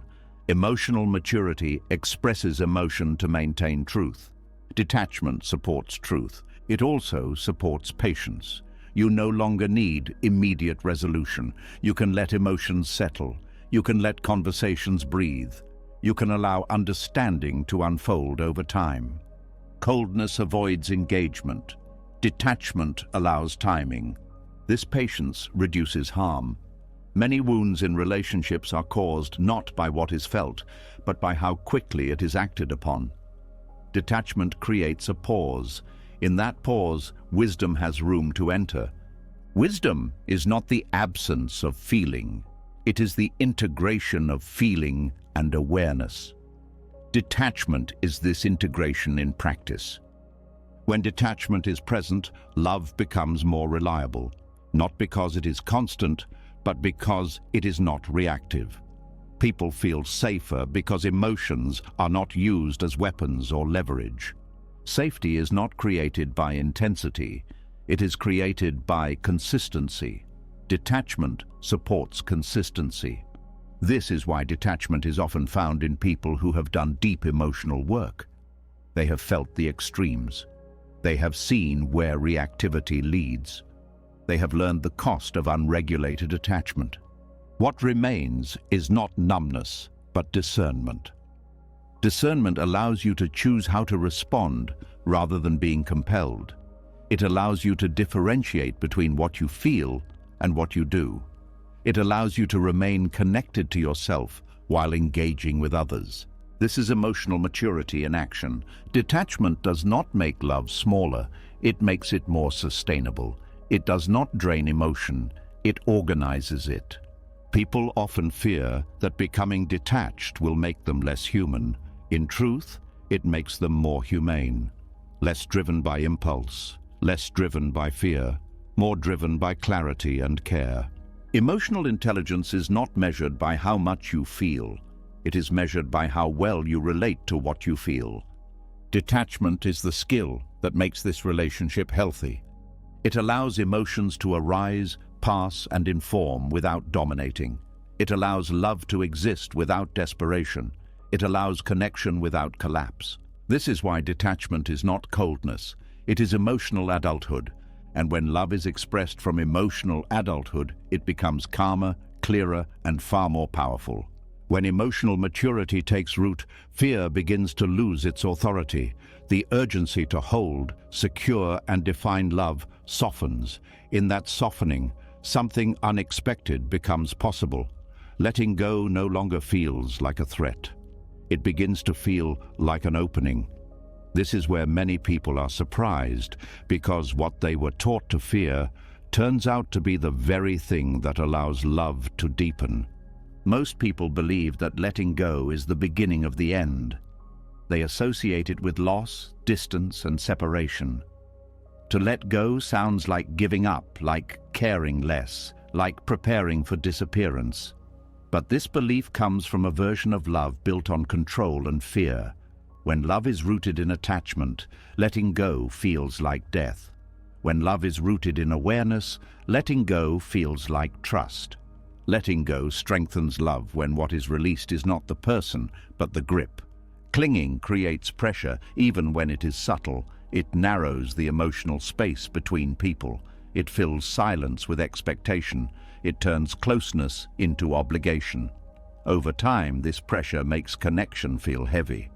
People stay, but they cannot fully relax. They feel watched, needed, or depended on in ways that quietly drain vitality. When clinging disappears, pressure lifts. And when pressure lifts, presence returns. Presence is what deepens love, not proximity. You can be close to someone every day and still feel distant if clinging is present. You can also have space and feel deeply connected when letting go allows authenticity to breathe. Letting go changes the emotional atmosphere of a relationship. Conversations feel less loaded. Disagreements feel less threatening. Silence no longer carries accusation. Each person feels more free to show up honestly rather than strategically. This freedom is often mistaken for detachment in the cold sense, but what actually happens is the opposite. When people feel free, they engage more fully. They choose connection rather than comply with it. Clinging creates a dynamic where love is maintained through fear of loss. Letting go creates a dynamic where love is maintained through choice. Choice is powerful. When someone stays because they want to, not because they feel responsible or afraid, the connection gains depth. Love becomes a living thing rather than a contract. Letting go also changes how attention works. When you are no longer scanning for signs of reassurance, you become more attentive to what is actually happening. You listen better. You notice subtleties. You respond rather than react. This quality of attention is deeply felt. People sense when they are being seen rather than monitored. They sense when care is present without agenda. This invites reciprocity naturally. Paradoxically, letting go often makes people feel safer. When they are not being held tightly, they are less likely to pull away. When they are not being emotionally managed, they are more likely to open up. Clinging tries to keep love close by force. Letting go keeps love close by removing resistance. Resistance is what weakens connection. Resistance to change, resistance to difference, resistance to uncertainty. Letting go dissolves resistance by allowing reality to be as it is. When resistance dissolves, intimacy can deepen because there is nothing to push against. Another way letting go strengthens love is by restoring individuality. Clinging blurs boundaries. It makes people feel merged rather than met. Over time, this merging suffocates desire and respect. Letting go restores separateness. And separateness is not the opposite of intimacy, it is the condition for it. You cannot truly meet someone if you have dissolved into them. When each person feels whole on their own, the connection becomes a meeting of fullness rather than a filling of lack. This changes the emotional tone completely. Desire, respect, curiosity, and admiration all grow in spaces where individuality is honored. Letting go creates those spaces. Letting go also shifts how reassurance works. In clinging relationships, reassurance is constantly needed. Are we okay? Do you still care? Am I enough? These questions keep the connection fragile because reassurance must be continually renewed. When letting go is present, reassurance becomes less central. Trust replaces constant checking. The relationship feels steadier not because it is controlled, but because it is not constantly questioned. This steadiness allows love to deepen organically. Energy once spent on anxiety becomes available for connection, creativity, and shared meaning. Letting go also changes how people handle each other's growth. In clinging dynamics, growth feels threatening. Any shift risks destabilizing the bond. In detached dynamics, growth is welcomed because it does not endanger connection. This welcoming of growth deepens love by allowing both people to evolve without fear. They do not have to choose between becoming themselves and staying connected. Over time, this creates a bond that is resilient rather than rigid. It bends with change instead of breaking under it. Letting go also softens power struggles. Many conflicts are not about the surface issue, but about control. Who needs whom more? Who has leverage? Who can afford to pull away? When letting go removes the need for leverage, conflicts lose their edge. Conversations become less about winning and more about understanding. Understanding deepens love far more than agreement ever could. Letting go also allows vulnerability to become safer. When clinging is present, vulnerability can feel risky because it may be used to secure closeness or create obligation. When letting go is present, vulnerability is offered without hooks. This kind of vulnerability invites genuine care rather than compliance. It strengthens intimacy because it is not transactional. Another paradox is that letting go often increases commitment. Not commitment born from fear, but commitment born from clarity. When people know they are free to leave, choosing to stay carries real meaning. Freedom gives commitment weight. Obligation drains it. Letting go also reduces emotional drama. Drama thrives on uncertainty, urgency, and fear. When these are removed, emotions still exist, but they are not amplified into crises. This does not make relationships boring. It makes them stable enough to explore deeper layers without constant disruption. Depth requires safety. Letting go creates safety by removing emotional coercion. When people feel safe, they reveal more of themselves. They speak more honestly. They take more emotional risks. They share doubts, dreams, and fears without worrying about how it will affect their security. This honesty is what deepens love over time. Letting go also changes how appreciation works. In clinging relationships, appreciation often functions as reassurance. In detached relationships, appreciation becomes genuine recognition. You appreciate someone not because you need them to stay, but because you see who they are. Being seen without being needed is deeply nourishing. It affirms existence without creating obligation. Letting go also helps relationships survive difficult phases. Illness, stress, distance, and change can strain any bond. Clinging responds to strain with panic. Letting go responds with steadiness. Steadiness allows support without pressure. It allows care without desperation. It allows presence without demanding resolution. This quality of support strengthens love because it communicates trust. Trust that the connection can handle difficulty without collapsing. Another way letting go strengthens love is by reducing resentment. When expectations are loosened, disappointments hurt less. When disappointments hurt less, resentment has less fuel. Resentment erodes love quietly. Letting go cuts it off at the source by releasing entitlement. Entitlement often hides inside clinging. Because I love you, you should. Letting go removes this logic. Love is no longer used as leverage.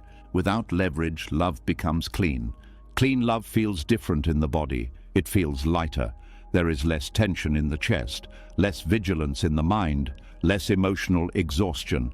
This lightness allows affection to flow more freely. Touch feels more natural. Laughter comes easier. Silence feels comfortable. Letting go also allows forgiveness to arise more naturally. Forgiveness becomes less about moral effort and more about emotional release. You stop holding on to hurt to maintain control or identity. Forgiveness deepens love because it removes barriers to closeness. Letting go does not guarantee that all relationships will last. Some will still end. But even when they end, they do so with less damage, less bitterness, less regret. And when relationships do last, they do so with greater authenticity. The paradox is this: clinging tries to keep love alive by gripping it. Letting go keeps love alive by allowing it to move. Movement is essential to life. What cannot move begins to decay. Letting go gives love room to breathe, adapt, and deepen. It replaces fear with trust. It replaces control with presence. It replaces obligation with choice. This is why letting go does not weaken love. It reveals its strength. Love that can survive freedom is far deeper than love that depends on restraint. When clinging disappears, love no longer has to prove itself. It simply exists. And in that existence it grows. When love no longer depends on holding tightly, another fear finally steps into the light. It is not the fear of distance or change anymore. It is the fear of loss itself. Even when clinging has softened, even when letting go has strengthened connection, there remains a quiet resistance to the one thing no relationship can escape: endings, separation, death, disappearance. This resistance shapes much of human suffering, often without being recognized. Loss is not only something that happens at the end of relationships. Loss is woven into every moment of living. Every phase passes. Every version of a person fades. Every feeling shifts. Every connection changes form. Yet the mind is trained to treat loss as a failure rather than a fact. It learns to avoid it, postpone it, deny it, or fight it. And in doing so, it multiplies suffering. Avoiding loss feels protective. It feels like survival. The mind believes that if it anticipates loss early enough, controls tightly enough, loves carefully enough, it can somehow escape pain. This belief drives attachment. It fuels anxiety. It creates vigilance. But it never delivers what it promises. Avoidance does not prevent loss. It only prevents peace. When loss is feared, love becomes guarded. You enjoy moments while already bracing for their end. You hold joy with tension. You cling to presence because absence feels unbearable. This clinging turns love into a negotiation with time. Please stay. Please don't change. Please don't leave. Even when these words are never spoken, the nervous system feels them. This is where suffering begins, long before loss actually arrives. The mind begins grieving prematurely. It imagines endings. It anticipates pain. It rehearses devastation. Instead of being present, it stays alert, waiting for what must eventually come. Life becomes a series of rehearsals for heartbreak. Detachment introduces a different response. It does not deny loss. It allows it. It recognizes impermanence not as a threat, but as the nature of reality. This recognition does not make loss painless. It makes it honest. The courage to allow loss is not dramatic. It is quiet. It shows up as a willingness to love fully without demanding guarantees. It shows up as presence without armor. It shows up as openness without bargaining. This courage is rare because it feels unsafe at first. The ego believes that allowing loss means surrendering protection, but the truth is that resistance to loss creates constant tension, while acceptance creates steadiness. When you stop trying to outrun loss, your body relaxes. You stop living in anticipation of disaster. You start inhabiting the moment more fully. Welcoming impermanence does not mean you stop caring. It means you stop treating care as something that must be defended against time. Love becomes an experience rather than an investment. Avoidance of loss turns love into insurance. You seek reassurance, you seek promises, you seek permanence. None of these prevent loss. They only delay acceptance. Detachment removes the need for insurance. It accepts that everything borrowed from life will eventually be returned. This acceptance changes the quality of love immediately. Moments feel more vivid. Conversations feel more sincere. Touch feels more precious. Not because you are afraid of losing them, but because you are no longer pretending they will last forever. This is the paradox. Acceptance of loss deepens appreciation. Resistance to loss dulls it. When impermanence is welcomed, you stop asking love to protect you from pain. You allow love to include pain as part of its reality. This inclusion does not make love heavy, it makes it whole. The fear of loss often comes from identifying with what can be lost: roles, relationships, possessions, status. When identity is tied to these things, loss feels like erasure. Detachment loosens this identification. You begin to experience yourself as something that witnesses change rather than something defined by it. Loss still hurts, but it no longer destroys identity. This shift is subtle but powerful. Pain becomes an event rather than a verdict. Avoiding loss also distorts behavior. People stay in relationships long after they have become harmful. They silence their truth to preserve connection. They sacrifice growth to avoid endings. All of this is done in the name of love, but it is driven by fear. Fear of loss makes people betray themselves quietly.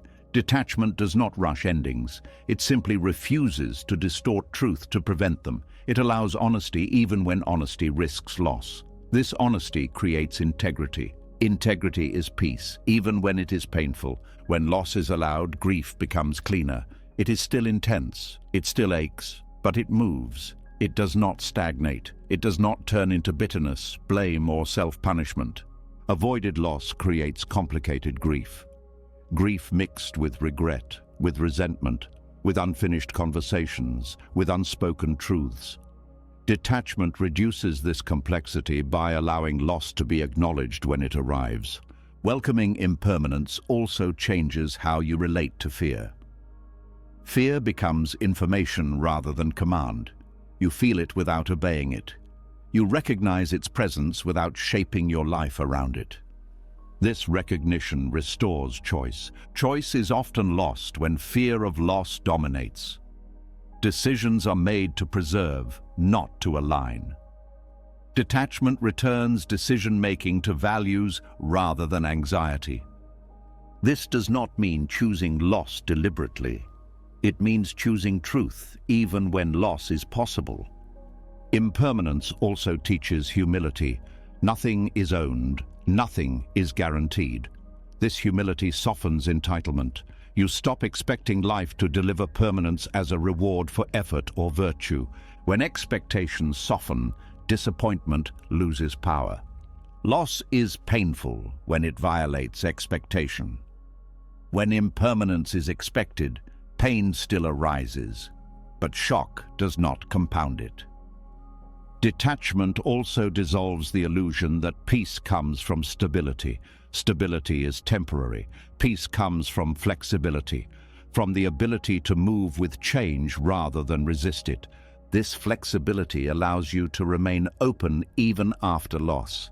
Without it, loss closes the heart. With it, loss deepens it. Welcoming impermanence does not make you reckless, it makes you present. You take care of what you love because it is here now, not because it must last. Care becomes an expression, not a defense. This also changes how you approach endings. Endings are no longer framed as failures, they are recognized as transitions. Something completes, something dissolves, something else eventually arises. This perspective does not erase grief, it contextualizes it. Avoiding loss often leads to living half-heartedly. You hold back to protect yourself, you ration love, you limit joy to minimize pain. Detachment allows full participation. Full participation includes vulnerability. It includes risk. It includes the possibility of heartbreak. But it also includes depth, meaning, and aliveness. The alternative is emotional safety at the cost of vitality. Detachment chooses vitality. Allowing loss also dissolves comparison. You stop measuring what remains against what was lost. You stop asking life to compensate. You stop waiting for replacement. What arises is accepted on its own terms. This acceptance creates peace, not because everything is okay, but because resistance has ended. Peace is not the absence of loss. It is the absence of fighting reality. Buddhist teachings point to this again and again. Suffering arises not from change, but from resisting change. Loss is inevitable. Suffering is optional.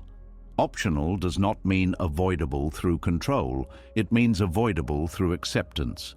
Acceptance does not come from force. It comes from seeing clearly. Seeing that holding on does not prevent loss. Seeing that letting go does not erase love. Seeing that impermanence is not cruel. It is simply true. When impermanence is welcomed, love stops demanding protection.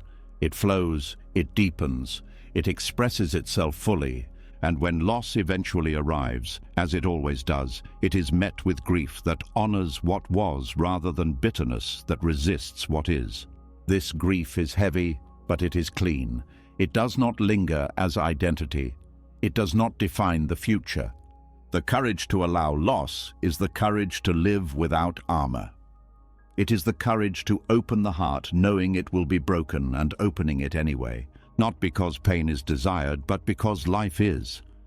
Detachment does not save you from loss. It saves you from living in fear of it. And in that freedom, peace quietly takes root. When loss is no longer resisted, love begins to stand on different ground. It is no longer measured by how tightly it holds or how long it lasts. It is felt more honestly, moment by moment. And yet, even here, another quiet struggle often remains. It hides inside comparison, inside mental calculations, inside the silent question of balance. Am I giving more than I receive? Do they feel what I feel? Do they understand me the way I understand them? This is where another layer of detachment asks to be seen. There is a deep discomfort many people feel, but rarely name. It arises when love does not mirror itself back in the same shape, when affection is expressed differently, when effort looks uneven, when understanding feels one-sided. This discomfort is not proof that love is missing. It is proof that expectation is present. Emotional symmetry feels fair. It feels reassuring. It promises equality and safety. If we love each other the same way, with the same intensity, in the same language, then no one is at risk. Or so the mind believes. But this belief quietly turns love into a comparison rather than an offering. Releasing the need for emotional symmetry does not mean settling for neglect or harm. It means recognizing that love is not a mirror. It is a meeting of two different inner worlds. No two people feel in the same proportions. No two nervous systems express care the same way. No two histories shape affection identically. Expecting symmetry asks love to erase difference. Much suffering comes from this erasure. People often say they want to be met halfway, but what they mean is they want to feel matched. They want confirmation that their inner experience is shared exactly. When that confirmation does not come, insecurity appears, doubt creeps in, love is questioned. But love does not require sameness to be real. It requires sincerity. When you expect emotional symmetry, you begin measuring. You measure words, you measure gestures, you measure time, you measure effort. This measuring pulls attention away from connection and into accounting. Accounting creates resentment.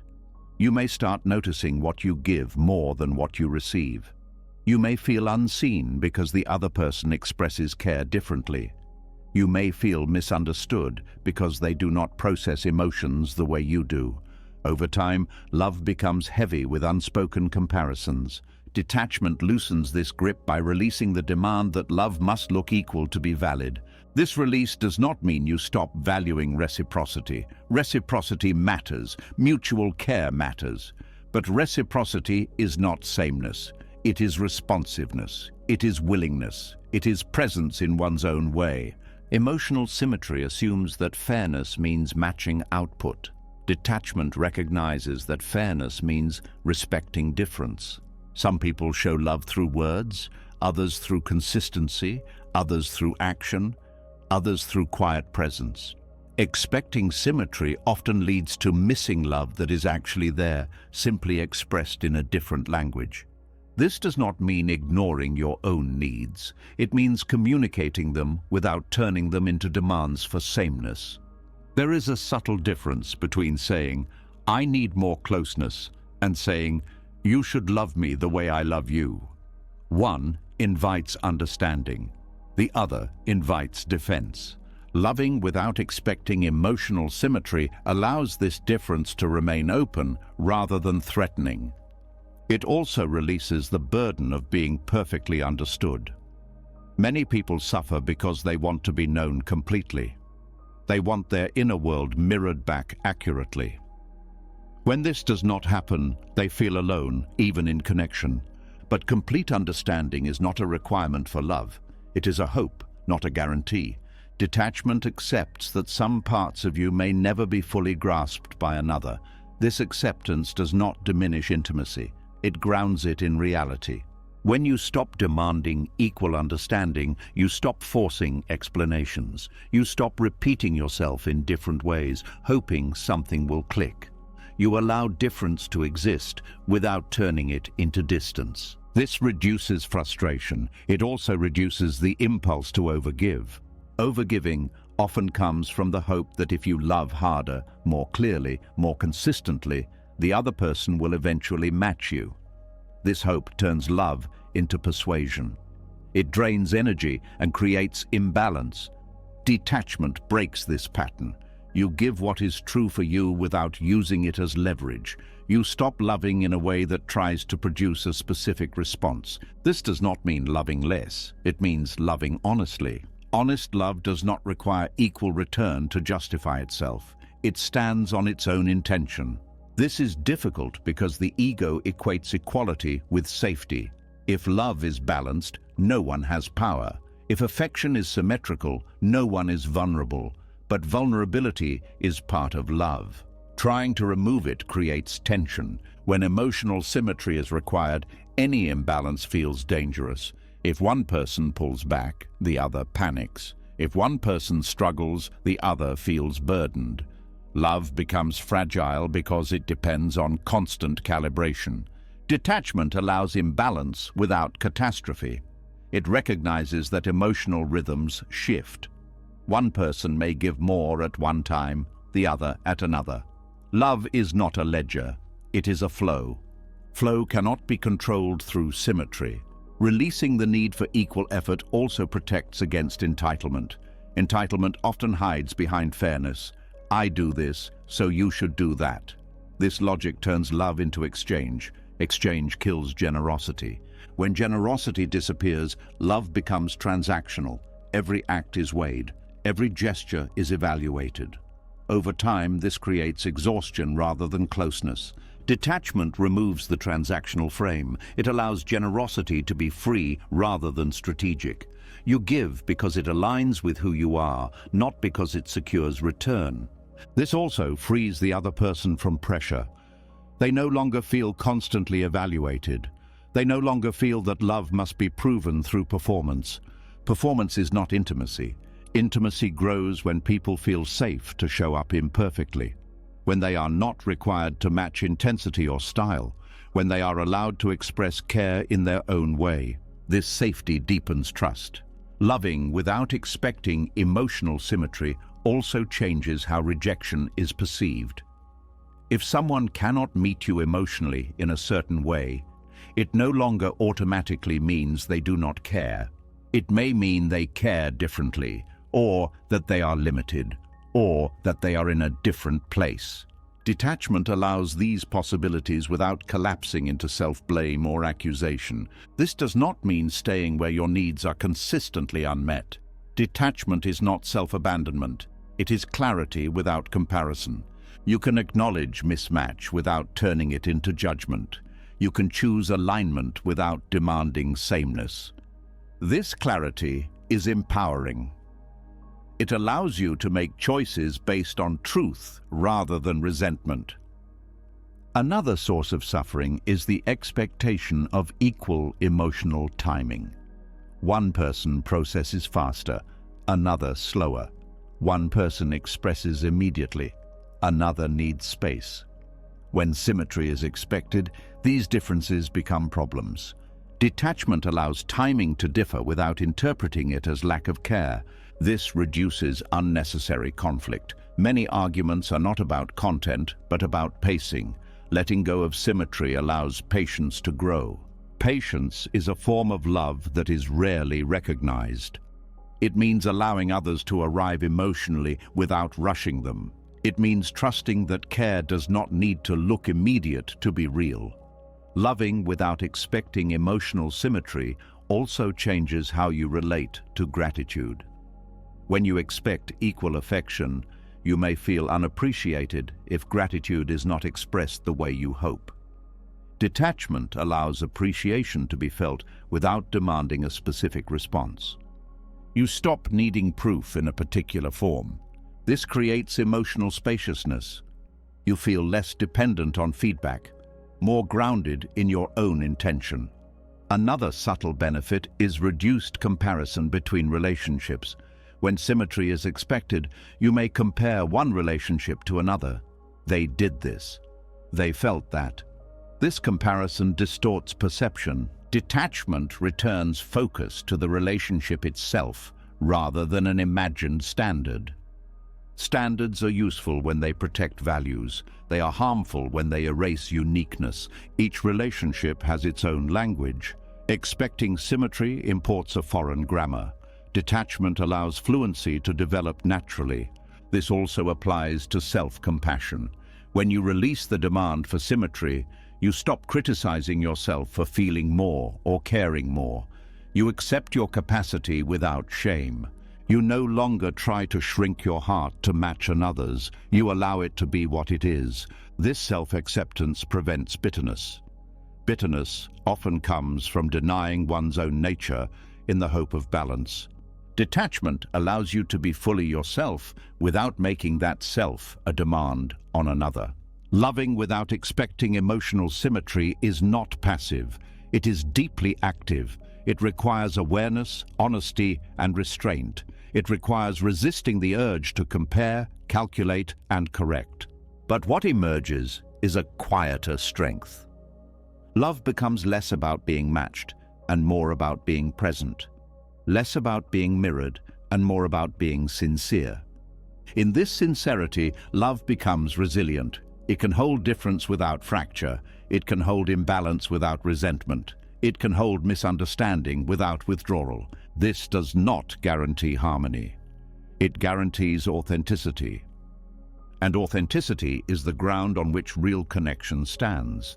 When love is no longer measured by balance or comparison, another tension finally becomes visible. It is quieter than jealousy, subtler than control, and more persistent than doubt. It lives underneath many thoughts and behaviors, shaping reactions before they are noticed.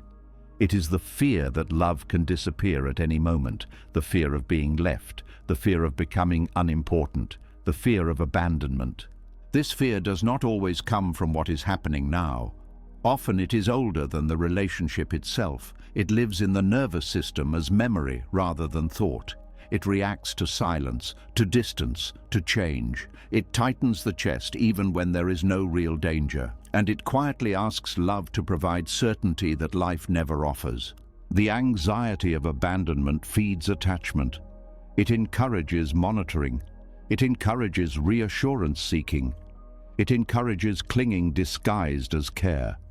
But the more bonds are tightened to prevent abandonment, the more fragile they become. Love starts revolving around security rather than presence. Detachment offers a different path, not by making bonds stronger through control, but by loosening them enough to breathe. Fear of abandonment is not eliminated by guarantees. Promises help temporarily, but anxiety always returns because it is not asking for words. It is asking for certainty. And certainty cannot be given by another person. No amount of reassurance can permanently calm a fear that is rooted in impermanence.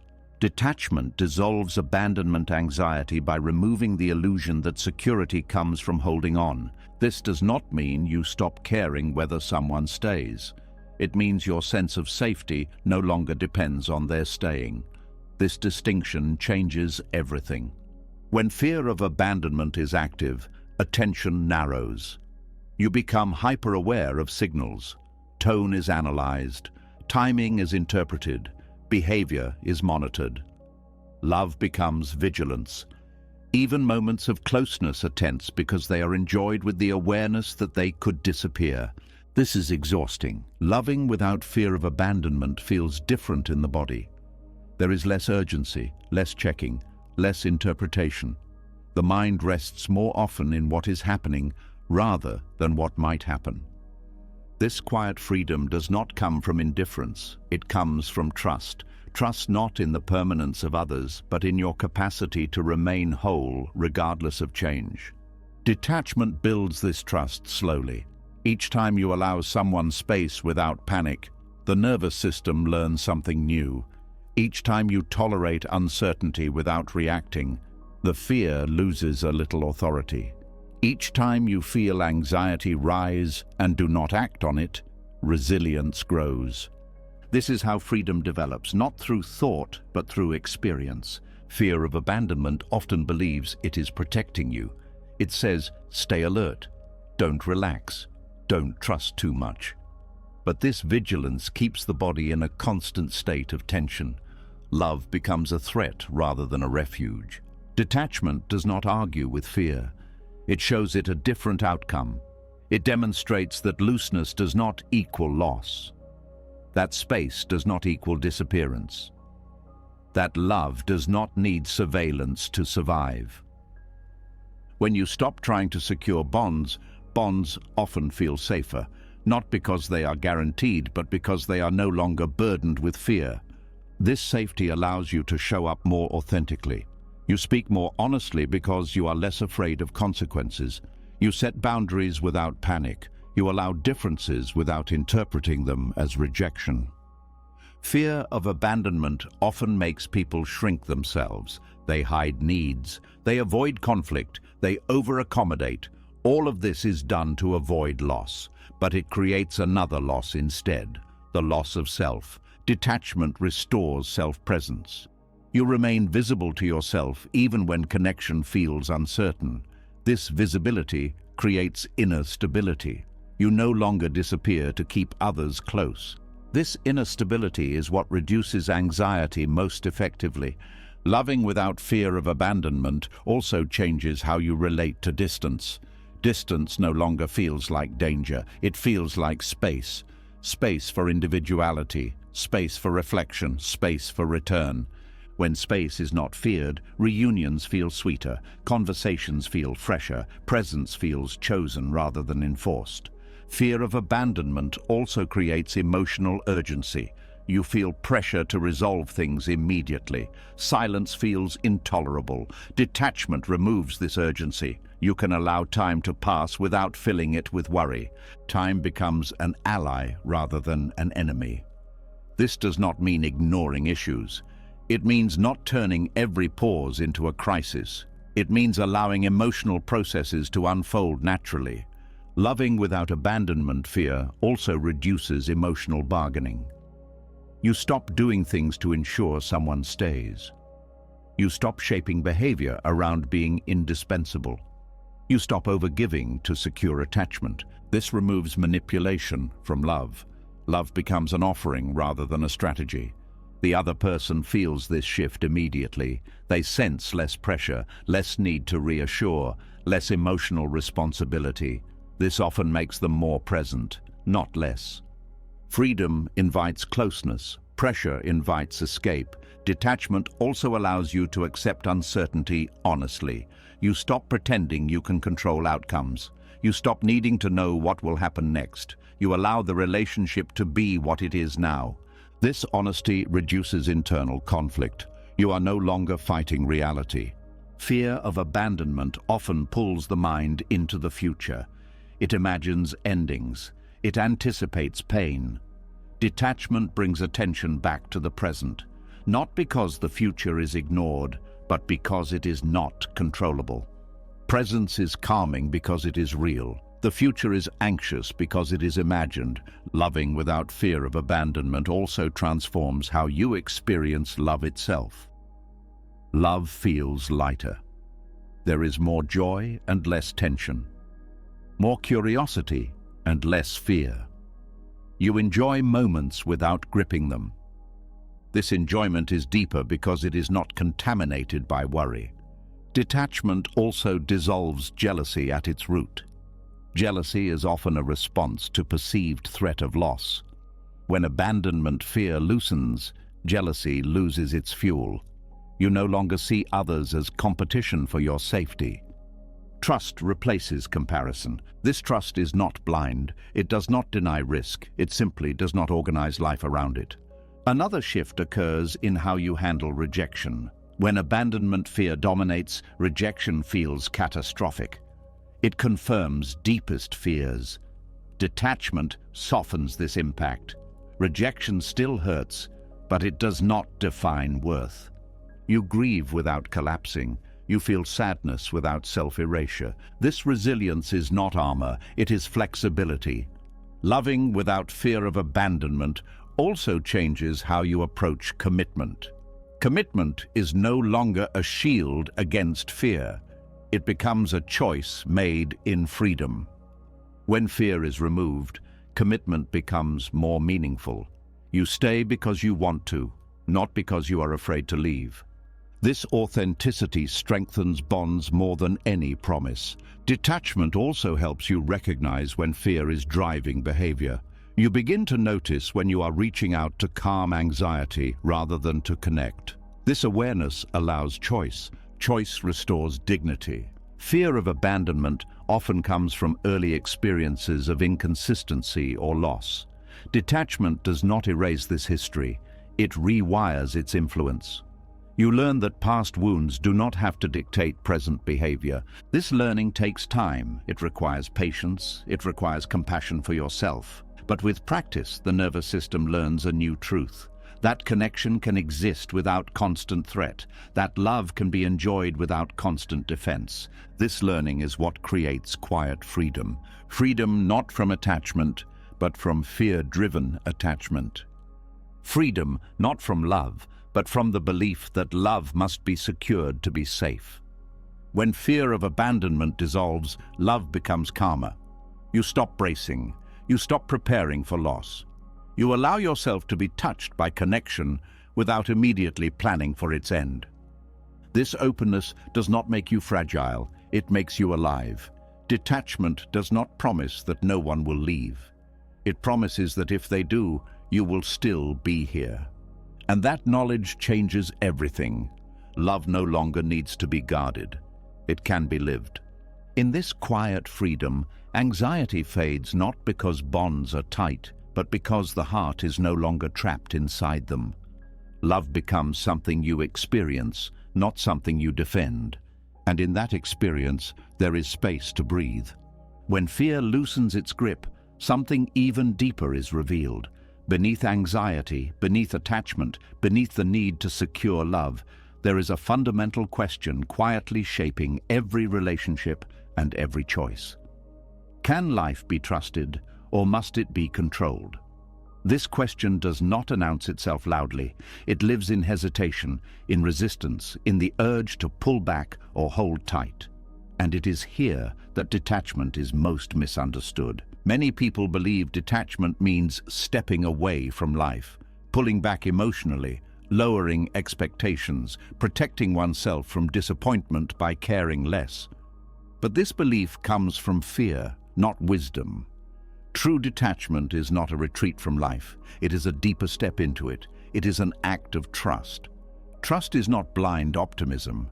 It is not the belief that everything will turn out the way you want. It is the willingness to stay open even when outcomes are uncertain. Detachment is built on this willingness. It does not deny pain, loss, or difficulty. It simply does not try to prevent them through emotional withdrawal or control. Withdrawal says, I will feel less, so I won't get hurt. Detachment says, I will feel fully and trust myself to meet whatever comes. This difference changes everything. When detachment is misunderstood as withdrawal, people fear it will make them passive, disengaged, or indifferent. They worry it will drain life of passion and meaning. But detachment does the opposite. It removes fear-based interference so that engagement can be real. Fear is what pulls you out of life, not detachment. Fear makes you hesitate. It makes you second-guess joy. It makes you hold back love because it might not last. It makes you overthink instead of experiencing. Detachment clears this fear by shifting where safety is located. Instead of finding safety in control, detachment finds safety in presence. Presence means being with what is happening without trying to reshape it to feel secure. It means allowing reality to unfold without constant negotiation. This does not make you powerless, it makes you responsive. Detachment as trust means trusting that you can meet life as it arrives. Not because life is predictable, but because you are capable. This trust is deeply grounding. When you no longer need to micromanage outcomes, the nervous system settles. You stop scanning for threats. You stop bracing against change. You begin to participate more fully. Participation is not attachment. Participation is engagement without ownership. Ownership says, this must stay this way for me to be okay. Trust says, I can be okay even as things change. This trust allows you to say yes to life more often, yes to connection, yes to love, yes to opportunity. You stop holding back out of fear that joy will be taken away. Detachment removes the need to preemptively withdraw. Many people withdraw emotionally not because they want distance, but because they do not trust life to handle intensity. They believe that if they care too much, loss will be unbearable. Detachment teaches a different lesson. It teaches that pain is survivable, that grief moves, that loss does not erase you. This knowledge creates courage. Courage is not the absence of fear, it is the decision to remain open despite it.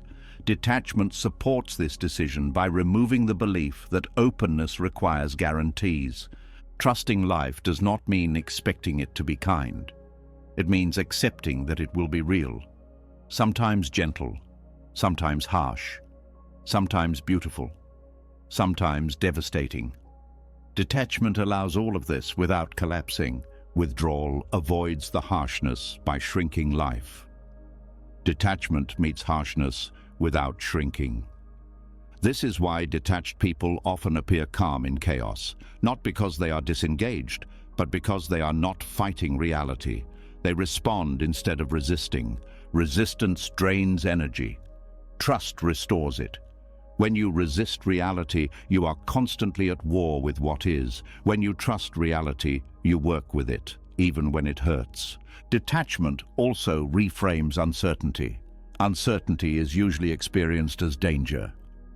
The mind wants to know what will happen so it can prepare.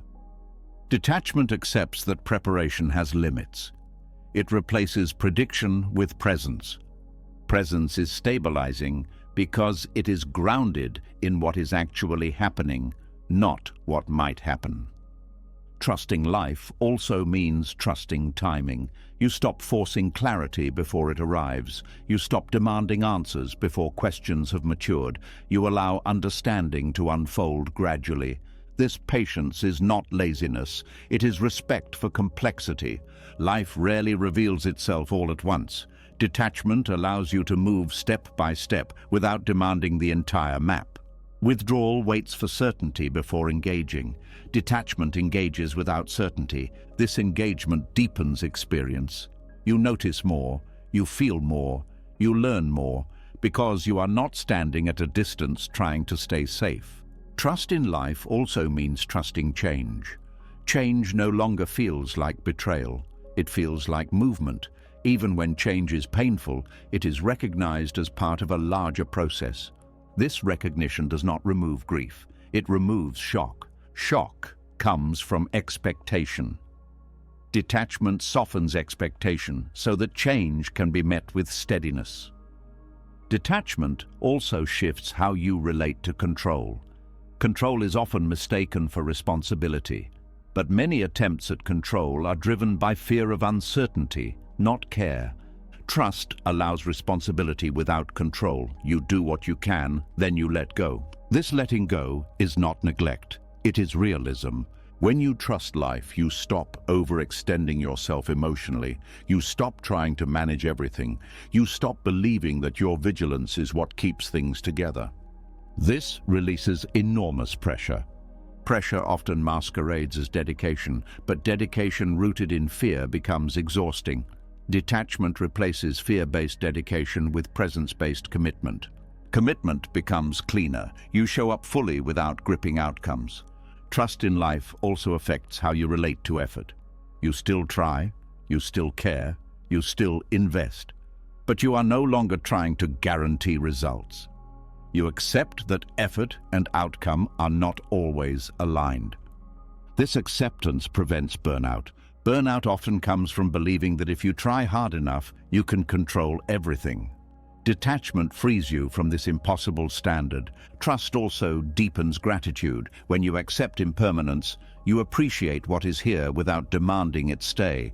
Gratitude becomes natural rather than forced. Forced gratitude is another form of control. Natural gratitude arises from trust. Detachment as trust also changes how you relate to meaning. Meaning is no longer something you extract from outcomes. It is something you experience in participation. You do not need life to make sense in advance. You allow meaning to emerge through living. This openness keeps life interesting. Curiosity replaces fear. Exploration replaces defense. Withdrawal closes curiosity. Detachment keeps it alive. Trusting life does not mean you agree with everything that happens.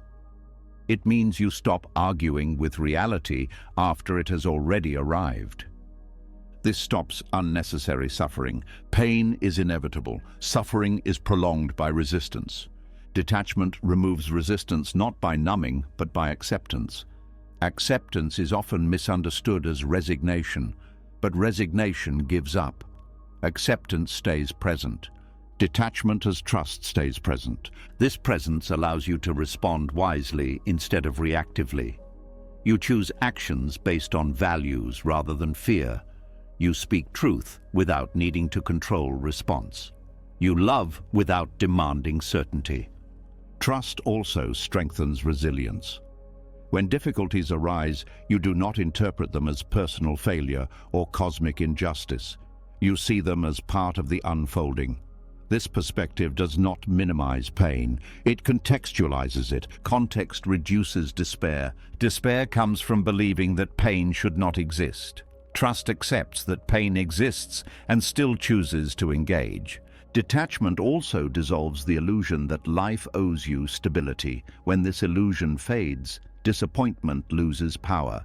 You stop measuring life against imagined contracts. This freedom is subtle but profound. You no longer feel constantly disappointed by reality. You meet it as it is. Trust in life also deepens compassion. When you are not fighting reality, you have more energy to care. You are less defensive. less reactive, more available. Compassion becomes sustainable because it is not fueled by anxiety. Withdrawal protects the self by disengaging. Detachment protects the self by grounding it. Grounding allows connection without collapse.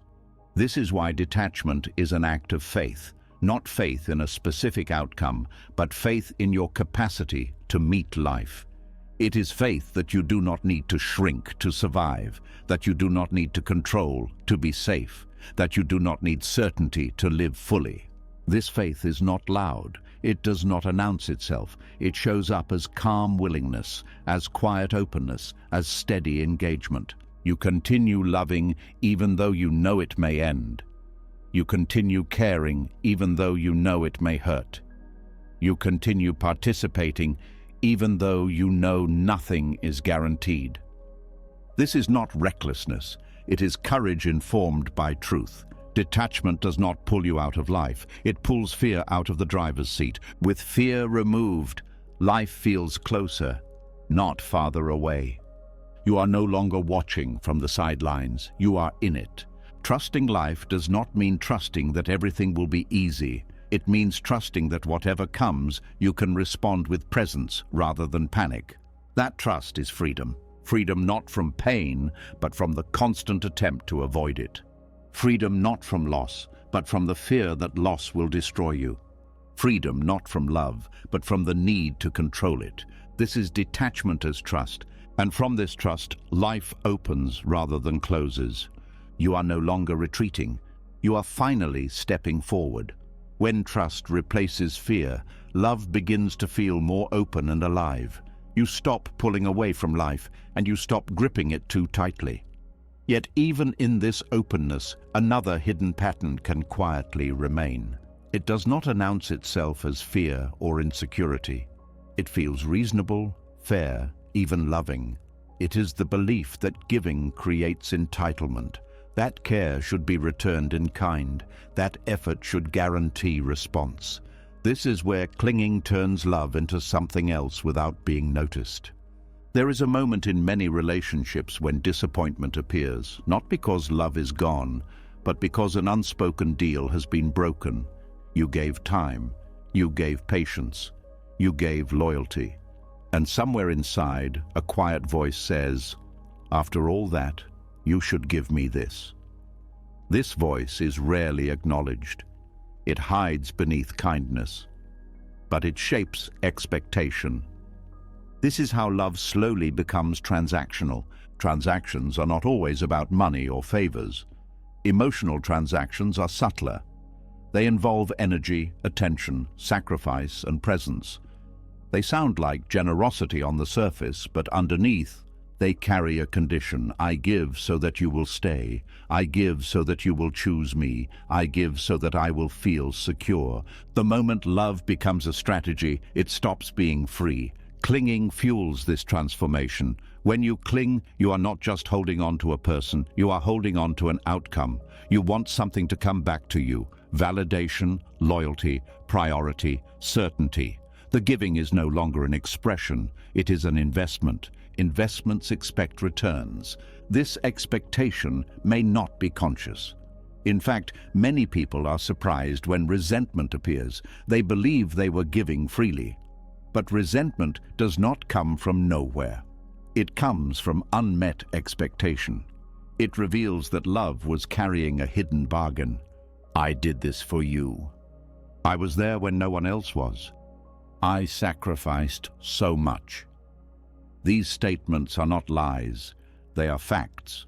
But when they are used to justify expectation, love has already shifted into transaction. Detachment dissolves this shift by removing entitlement from care. Care without detachment keeps score. Care with detachment does not. One watches balance, the other trusts alignment. When love becomes transactional, intimacy suffers. People feel pressure rather than presence. They sense that affection comes with strings. They feel obligated rather than chosen. Obligation erodes desire. Even when both people participate in the transaction, something vital disappears. Love becomes predictable, safe in one way, but heavy in another. There is less joy, less spontaneity, less freedom to say no. Transactions limit honesty. If giving creates debt, then refusal becomes risky. People stop expressing true capacity. They say yes when they mean no. They give more than they can sustain. Over time, this creates imbalance. One person feels used, the other feels burdened. Both feel misunderstood. Clinging reinforces the idea that love must be earned or secured, that if you give enough, sacrifice enough, tolerate enough, you deserve something in return. This belief is deeply rooted in conditioning. Many learned early that love came with conditions. Be good, be helpful, be agreeable, then you will be loved. Detachment interrupts this pattern. It separates love from reward. When you give without clinging, you give because it aligns with who you are, not because it guarantees outcome. Your care is not a down payment. It is a choice. This choice feels lighter. It does not wait. It does not demand. It does not build pressure over time. Transactional love always carries tension. Even in good moments, there is an underlying awareness of exchange. Who owes whom? Who has done more? Who should compromise next? This accounting steals attention from the present. Detachment brings attention back. You stop asking, "What do I get?" and start noticing, "What feels true now?" This does not mean you accept imbalance indefinitely. Detachment is not martyrdom, it is clarity. You recognize when a relationship consistently drains rather than nourishes, but you do not use past giving as leverage. You simply respond to reality. One of the most painful aspects of transactional love is how it distorts generosity. Acts that were once given freely become reminders. Sacrifices become weapons. Care becomes proof. This poisons connection. The other person may feel guilty even when they did not ask for the sacrifice. They may feel trapped by a debt they never agreed to. This creates distance, not closeness. Detachment restores generosity by removing the need for acknowledgement. Appreciation becomes welcome, but not required for care to remain genuine. When you stop clinging to return, giving becomes cleaner. You can offer support without silently waiting for gratitude. You can show up without needing recognition to validate your worth. This freedom protects both people. Clinging also turns love into negotiation. You adjust your behavior to elicit response. You give more when you feel distance. You withhold when you feel unappreciated. Love becomes a tool rather than an expression. Negotiation creates manipulation, even when intentions are kind. Detachment ends negotiation by ending leverage. You are no longer trying to shape the other person through your giving. You are relating honestly. This honesty may reduce the appearance of harmony at first. You may give less. You may say no more often. But what remains is more real. Transactional love often hides behind the idea of fairness. Fairness sounds reasonable. But when fairness is used to measure affection, it becomes rigid. Love is not equal at every moment. It flows unevenly. Sometimes one gives more, sometimes the other does. Detachment allows this unevenness without resentment. Resentment is the clearest sign that love has become transactional. It says, "I have paid more than I received." Detachment dissolves resentment by removing the sense of debt. Debt has no place in love. When debt is present, forgiveness becomes difficult. Apologies feel insufficient. Repair feels incomplete. The past is never settled because the ledger is still open. Detachment closes the ledger. It does not erase memory, it erases obligation. This also changes how boundaries are experienced. In transactional love, boundaries feel like breaches of contract. After all I've done, how can you say no? In detached love, boundaries are respected because giving was never meant to buy access. Boundaries protect love from becoming exploitative.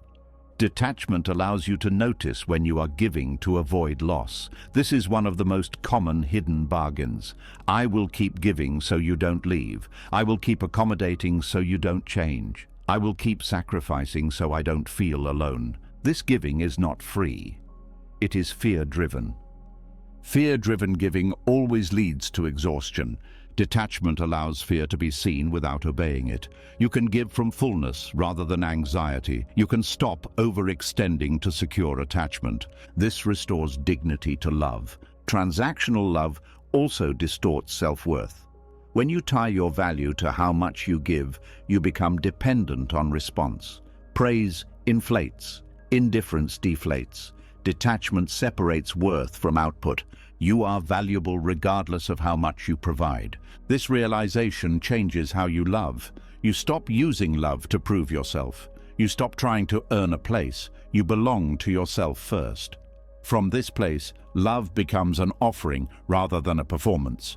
Detachment also allows disappointment to be processed cleanly. When expectations are explicit or implicit, disappointment turns into accusation. You didn't hold up your end. Without transactions, disappointment becomes information rather than blame. Information allows choice. Blame traps. This clarity helps you decide whether to stay, adjust, or leave without turning the relationship into a moral argument. Another subtle bargain inside clinging is emotional availability. I am always here for you, so you should always be here for me. This expectation feels natural, but it ignores capacity. People change. Energy fluctuates. Availability shifts. Detachment allows availability to be honest rather than constant. You can care deeply without being endlessly accessible. You can receive care without demanding symmetry. This reduces burnout and preserves goodwill. Transactional love often collapses under stress. When one person cannot give as before, the other feels cheated. Detachment allows love to adapt rather than fracture. Adaptation is impossible when love is rigid. Detachment also reshapes gratitude. Gratitude becomes appreciation rather than repayment. You receive kindness without feeling indebted. You give kindness without expecting return. This creates emotional spaciousness. Love breathes when it is not confined by exchange. Clinging says, "This must mean something for me." Detachment says, "This is meaningful in itself." This shift is profound. It releases love from future orientation. Love no longer waits to be validated later. It is complete in the moment it is expressed. Transactional love postpones fulfillment. It waits for confirmation. Detached love is fulfilled in giving. This does not mean accepting neglect. It means responding to reality rather than expectation. If a relationship consistently lacks reciprocity, detachment allows you to see that clearly without bitterness. You do not stay because you have invested too much. You stay because it is alive, or you leave because it is not. No debt, no bargaining, no scorekeeping. Detachment returns love to its natural state, fluid, responsive, unowned. When clinging dissolves, love stops asking to be paid back. It stops turning kindness into currency. It stops converting care into control. What remains is simpler and more demanding at the same time. It demands honesty rather than strategy, presence rather than leverage, courage rather than calculation. This kind of love is not guaranteed. It cannot be secured through effort. It exists only when both people choose it freely. And that freedom is what makes it real. When love is no longer treated as a transaction, something fragile but powerful is exposed. Without bargains, without silent contracts, without scorekeeping, expectations begin to stand out clearly. You start to notice how often disappointment appears, not because someone intended harm, but because reality failed to meet an inner demand that was never spoken. This is where another quiet freedom becomes possible, one that most people resist because it feels uncomfortable at first, allowing others to disappoint you. Disappointment carries a heavy emotional charge. It feels personal. It feels like proof that something went wrong.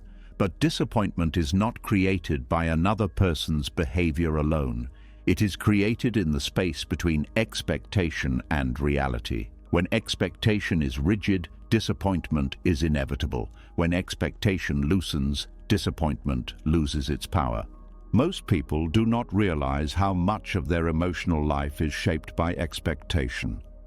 Expectations about how others should care, how they should respond, how they should prioritize, how they should understand. These expectations are often unspoken, even to oneself.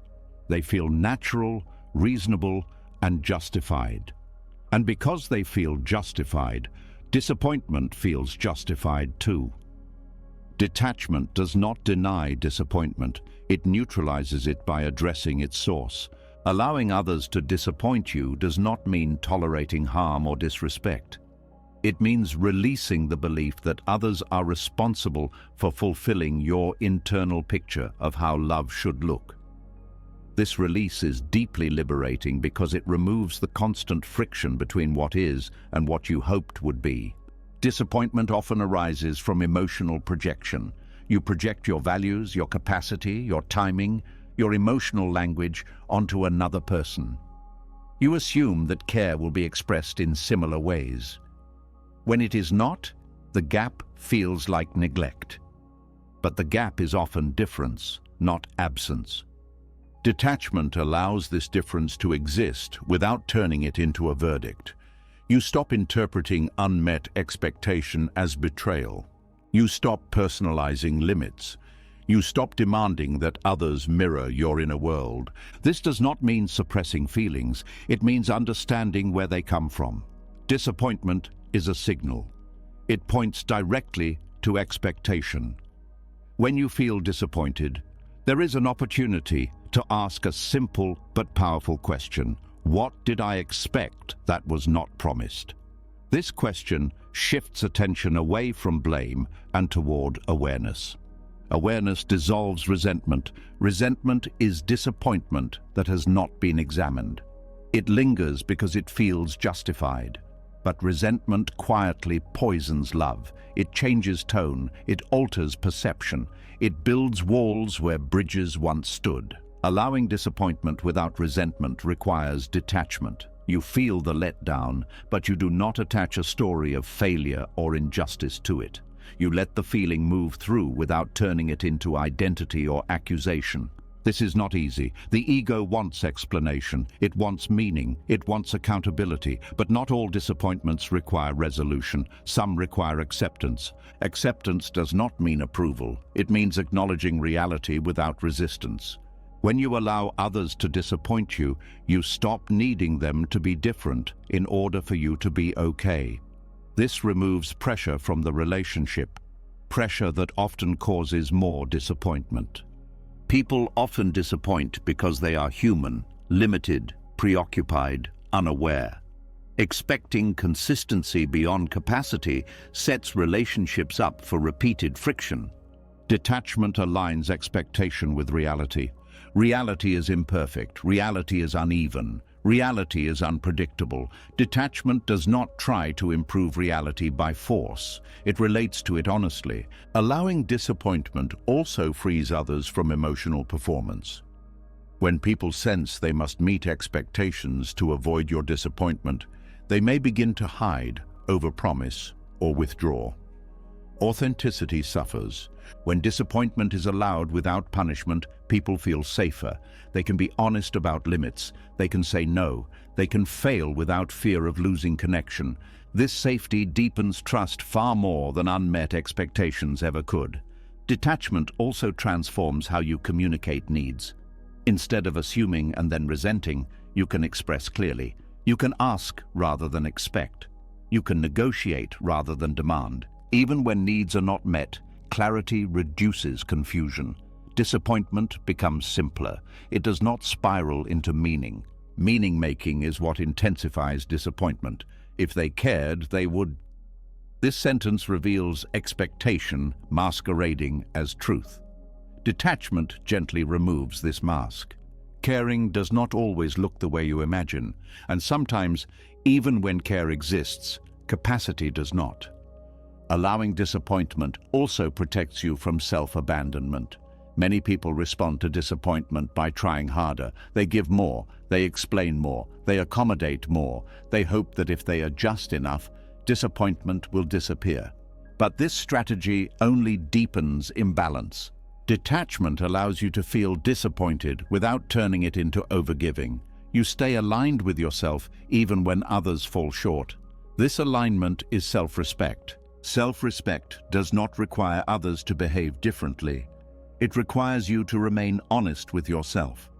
When you allow disappointment, you also allow choice. You can choose to stay, you can choose to adjust, you can choose to leave, but these choices are made from clarity rather than emotional charge. Emotional charge narrows options.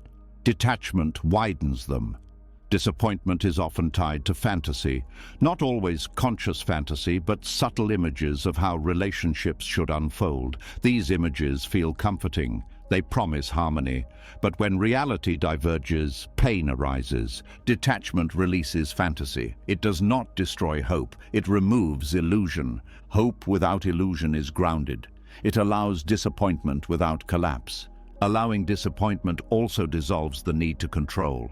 Control often arises as an attempt to prevent future disappointment. You try to manage behavior. You try to shape outcomes. You try to anticipate and correct. But control creates resistance. Resistance creates distance. Distance creates more disappointment. Detachment breaks this cycle by letting go of prevention. You accept that disappointment may happen, and because you accept it, it no longer governs behavior. This acceptance is strength, not resignation. Strength comes from knowing you can survive emotional discomfort without needing to eliminate it. This knowledge builds resilience. Resilience changes how you love. You stop loving defensively. You stop testing people. You stop bracing for letdown. Instead, you meet people where they are. Meeting people where they are does not mean staying where you are not valued. It means seeing clearly without demanding transformation. Detachment also helps distinguish between disappointment and incompatibility. Not every disappointment means something is wrong, but repeated disappointment around core needs may indicate mismatch. Detachment allows you to see this without blame. Blame keeps you stuck. Clarity moves you forward. Allowing disappointment also reduces emotional drama. Drama thrives on unmet expectations combined with resistance. When you accept disappointment, drama loses fuel. You still feel emotion. You just don't amplify it with narrative. Narrative is what turns disappointment into suffering. This always happens. I'm never enough. People always let me down. These stories extend pain beyond the moment. Detachment interrupts these stories. It keeps disappointment contained in the present. Contained disappointment passes. Uncontained disappointment accumulates. Allowing others to disappoint you also softens judgment. You stop categorizing people as good or bad based on their ability to meet expectations. You see nuance. You see limitation. You see humanity. This perspective does not excuse harm. It contextualizes behavior. Context reduces reactivity. When reactivity decreases, relationships become more stable, even when they are imperfect. Detachment also changes how you respond when you disappoint others. You become less defensive. You can acknowledge impact without collapsing into shame. You can take responsibility without self-punishment. This mutual allowance strengthens connection. Disappointment is inevitable in any close relationship. Two inner worlds will never align perfectly. Expecting perfect alignment creates constant friction. Detachment accepts misalignment as normal. This acceptance creates peace, not because everything is ideal, but because reality is no longer being resisted. Allowing disappointment does not mean lowering standards. It means clarifying them. You stop expecting what cannot be given. You start valuing what is offered honestly. Honesty becomes more important than perfection. Detachment also frees joy. When you stop demanding that moments fulfill expectation, you enjoy them more. You stop comparing experience to ideal. You receive what is present. Joy grows in acceptance, and this acceptance does not numb you, it opens you. Allowing disappointment also reduces fear of vulnerability. When you know disappointment will not destroy you, you risk connection more freely. You share more honestly. You show more of yourself. Fear of disappointment often limits expression. Detachment removes this fear by proving it's survivable. Survivability is the key. When you know you can survive emotional letdown, it loses control over you. This is liberation. Liberation not from feeling, but from being ruled by feeling. Liberation not from others, but from expectation. Liberation not from love, but from the demand that love meet conditions it never agreed to. Allowing others to disappoint you creates emotional spaciousness. You breathe easier. You carry less. You react less. In that space, love becomes less tense and more sincere. Detachment does not promise that disappointment will stop. It promises that disappointment will no longer dominate. And when disappointment no longer dominates, love becomes lighter, clearer, and far more resilient.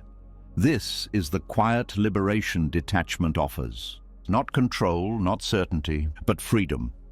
When disappointment no longer controls the heart, something else quietly releases. The mind stops replaying what should have happened. The body stops bracing for letdown. And in that easing, a deeper habit becomes visible. Even without resentment, even without expectation of fairness, love is often still reaching forward, planning, hoping, calculating, wondering where this is going. This is where love carries a future agenda, and where detachment asks for one more letting go. There is a subtle tension that lives inside many loving moments. You may not notice it at first because it feels natural. You enjoy closeness, but part of you is already checking where it leads. You feel connection, but you quietly wonder if it will last.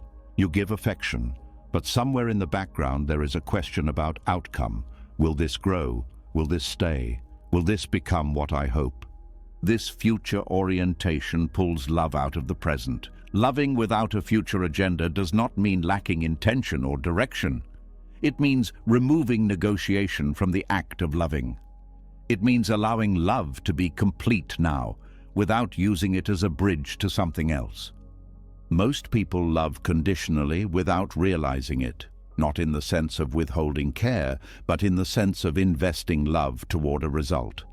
Love becomes a means rather than an end, a way to secure commitment, a way to avoid loneliness, a way to create certainty. When love is used this way, it is never fully present. It is always leaning forward. Detachment brings love back into now.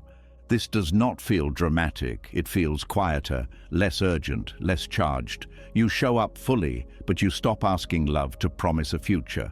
You stop turning moments into steps on a path. Future agendas often sound reasonable. I just want to know where this is going. I just need clarity. I don't want to waste time. These thoughts are understandable, but beneath them often lies fear. Fear of investing without guarantee.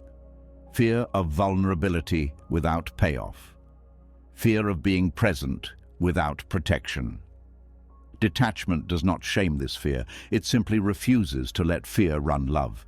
When love has a future agenda, every moment becomes evaluated. Is this enough? Is this moving forward? Is this a sign? This evaluation pulls attention away from what is actually happening. You are there, but not fully. Part of you is watching from above, judging the moment's usefulness. This creates subtle distance. The other person can feel it. They may not know why, but they sense that love is not entirely free, that it is heading somewhere, that it carries expectation. This creates pressure, even when no demands are spoken. Pressure makes love cautious. Detachment removes this pressure by letting love be sufficient in itself. You care because care is true now, not because it secures later. This shift is powerful. When love is no longer negotiating outcomes, it becomes more honest. You say what you feel without checking how it will affect the future. You act with kindness without calculating consequence. You listen without waiting for confirmation. Presence deepens immediately. Loving without a future agenda also changes how time is experienced. Time slows down, moments feel richer. You are less distracted by anticipation or fear. You stop rushing love toward clarity. You allow it to unfold at its own pace. This patience is not passive. It is attentive. Patience rooted in detachment does not mean waiting silently while ignoring your needs. It means not forcing meaning before it has formed. It means not demanding answers before questions have matured. Many conflicts arise not because people disagree, but because one person wants certainty now and the other is still discovering. Future agendas clash with natural timing. Detachment respects timing. Timing cannot be controlled without damage. When love is allowed to exist without future demand, people feel safer. They do not feel pushed toward decisions before they are ready. They do not feel evaluated for potential. They feel met for who they are now. This safety often deepens connection naturally. Ironically, love without agenda is more likely to grow because it is not being forced to. Growth that is forced becomes brittle. Growth that emerges is resilient. Detachment also frees love from performance. When the future is at stake, people perform. They present the best version. They hide uncertainty. They shape themselves to fit the hoped-for outcome. When the future is not being negotiated, performance relaxes. Authenticity becomes easier. You show up as you are, not as you think you should be to secure what you want. Authenticity deepens intimacy far more than strategy ever could. Loving without a future agenda also changes how you handle ambiguity. Ambiguity no longer feels like threat. It feels like space. Space for discovery, space for honesty, space for truth to reveal itself. Most anxiety in love comes from intolerance of ambiguity. The mind wants resolution. Detachment allows openness. This openness does not mean avoiding difficult conversations. It means having them without using them to force direction. You speak from present truth rather than future demand. For example, instead of saying, "Where is this going?" you might say, "This is how I feel right now." One demands outcome, the other offers presence. Presence invites response. Demand invites defense. Detachment also dissolves the habit of loving as preparation. Many people love while bracing for loss. They enjoy moments but protect themselves emotionally because the future is uncertain. This half-presence limits depth. Loving without a future agenda means allowing yourself to feel fully now, even if the future is unknown. This takes courage. It means risking that what is felt now may not last. But what is the alternative? Not feeling now in order to protect against later pain. That protection costs vitality. Detachment chooses vitality. When love is no longer a path to something else, it becomes complete in itself. This completeness reduces hunger. You stop trying to extract meaning from the future. You receive meaning from the present. This does not make love stagnant. It makes it alive. Alive things change. Detachment allows love to change without fear. You stop needing to know what love will become in order to allow it to be. This is especially important in early connection, where future agendas are strongest. People rush to define, label, and secure. Detachment slows this down. It allows connection to reveal its nature organically. Not all connections are meant to become permanent. Some are meant to teach. Some are meant to open. Some are meant to pass through. Future agendas try to override this truth. Detachment respects the role each connection plays without forcing it to be more. This respect reduces regret. When things end, you are less likely to feel that time was wasted.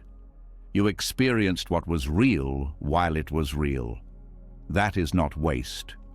Waste comes from withholding presence in service of imagined outcomes. Detachment also protects against manipulation. When love is future-oriented, people may unconsciously say or do things to steer outcomes. They may compromise honesty. They may avoid truth. They may apply pressure subtly. Loving without a future agenda removes incentive to manipulate. There is nothing to secure. This creates ethical clarity. Ethical clarity allows love to remain clean. You are not using affection as currency. You are not using vulnerability as leverage. You are simply relating. Relating without agenda also changes how endings are experienced. When love was not given conditionally, endings feel less like betrayal. There is sadness, but not the sense that something promised was taken away. You did not give to get. You gave because it was true. This truth remains intact even when form changes. Detachment as love without future agenda also softens attachment to identity. You stop defining yourself by where love is going. You stop using relationship trajectory as proof of worth or success. Your value is not postponed. This brings stability. You are grounded in who you are now, not who you hope to become through another. This grounding allows you to love without urgency. Urgency often distorts communication. It rushes decisions. It amplifies fear. Detachment calms urgency. Calm allows wisdom to enter. Wisdom knows that clarity cannot be forced. It emerges through lived experience. Love reveals itself over time when allowed. Allowing does not mean waiting passively. It means participating fully without demanding outcome. Participation without demand is joyful. It feels like freedom. Freedom not from commitment, but from coercion. Freedom not from depth, but from pressure. When love is freed from future agenda, commitment that does arise is more genuine. It is not born from fear of loss or need for certainty. It is born from desire to continue. Continuation chosen freely is powerful. Detachment also prevents overinvestment in imagined futures. Many people suffer more from futures that never happen than from realities that do. Detachment keeps imagination from hijacking emotion. You stop living in hypothetical timelines. This returns energy to the present. You are more attentive, more responsive, more alive. Loving fully in the present does not mean ignoring the future entirely. It means not using the future as a bargaining chip for love. You can plan without clinging. You can hope without demanding. You can commit without controlling. Detachment balances these naturally. The heart learns to say, "This is enough right now." Enough does not mean final. It means complete. Complete moments accumulate into meaningful lives. When love is lived this way, it does not feel like something you are waiting to arrive. It is already here. You stop asking love to prove itself later. You let it be real now. And in that reality, love becomes lighter, deeper, and more honest. Not because the future is secured, but because the present is no longer being traded away for it. When love no longer reaches forward to secure the future, fear begins to lose its hiding places. The mind stops negotiating outcomes and the heart stops bracing. Yet fear does not disappear all at once. It reveals itself in familiar forms. Jealousy, anxiety, defensiveness. These reactions feel personal and unavoidable, but they are not rooted in love itself. They are rooted in ownership. And when ownership is released, something rare begins to emerge. Love without fear. Fear in love is often misunderstood. It is not always loud. Sometimes it is quiet vigilance, a tightening when attention shifts, a subtle comparison when someone else enters the picture, a defensive reaction to questions or feedback. These responses are not signs of weakness. They are signs of attachment trying to protect what it believes it owns. Ownership creates fear because what is owned can be taken away. When you believe someone belongs to you, their independence becomes a threat. Their joy elsewhere feels like loss. Their attention toward others feels like competition. Their growth feels like risk. Fear arises not because love is fragile, but because possession is. Detachment removes possession from love. This does not mean you stop valuing connection. It means you stop claiming it. You stop treating another person as something that must be secured, defended, or protected from the world. You allow them to be themselves without fear that their freedom diminishes your worth. When ownership dissolves, jealousy loses its foundation. Jealousy is often described as fear of losing someone to another. But beneath that fear is the belief that love is a limited resource, that attention is proof of value, and that another person's interest threatens your position. These beliefs collapse when ownership is released. If someone is not owned, they cannot be stolen.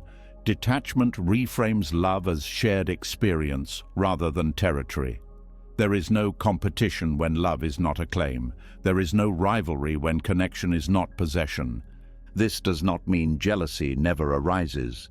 It means it is recognized as a signal rather than obeyed as truth. The signal points to insecurity, not reality. Detachment allows you to feel the signal without acting on it. Acting on jealousy often creates what it fears. Control, accusation, or withdrawal pushes people away. Detachment interrupts this cycle. Anxiety in love follows a similar pattern. Anxiety arises when the mind tries to predict and prevent loss. It scans for signs. It interprets behavior. It anticipates danger. This constant monitoring creates tension even in safe moments. Anxious love is exhausting because it never rests. Detachment allows rest because it accepts uncertainty. It stops demanding guarantees. It stops asking love to promise permanence. Anxiety fades not because certainty is achieved, but because certainty is no longer required. This is why detachment makes love fearless. Fear depends on conditions. Detachment removes conditions. Defensiveness also softens when ownership is released. Defensiveness arises when identity is tied to the relationship. Criticism feels like threat. Questions feel like attack. Feedback feels like rejection. The ego protects what it believes defines it. When love is not used to define identity, feedback becomes information rather than danger. Detachment allows you to listen without bracing. You can hear discomfort without collapsing. You can engage conflict without needing to win. Defensiveness fades because the self is no longer at stake. Fearless love is not careless love. It is grounded love. Grounded love does not need to control narrative, behavior, or outcome. It trusts presence. It trusts honesty. It trusts that connection does not require ownership to survive. This trust changes how you show up. You stop checking phones for reassurance. You stop interpreting silence as abandonment. You stop needing constant proof. Love becomes spacious. Spacious love allows individuality. It allows difference. It allows expansion. People feel less constrained. They breathe more easily. They bring more of themselves forward. This freedom deepens intimacy rather than weakening it. When people are not feared, they are more open. When they are not monitored, they share more honestly. When they are not owned, they choose connection freely. Fearless love also changes how you respond to attraction outside the relationship. Instead of panic or control, there is curiosity. Instead of accusation, there is dialogue. Instead of suppression, there is honesty. Detachment allows you to trust yourself as much as you trust the other. You trust your ability to respond if something changes. You trust your capacity to handle truth. Fear dissolves when you trust yourself. Ownership says, I cannot survive without this. Detachment says, I can love deeply without disappearing. This internal stability is what removes anxiety at its root. When you are not trying to protect love from loss, you enjoy it more fully. You laugh without checking. You share without guarding. You connect without measuring. Moments become lighter because they are not burdened by fear of ending. Fearless love also allows boundaries without hostility. You can say no without defensiveness. You can express discomfort without accusation. You can hold limits without threat. Threat disappears when ownership disappears. Ownership turns boundaries into power struggles. Detachment turns them into clarity. Clarity strengthens love because it removes confusion. People know where they stand. They do not have to guess or perform.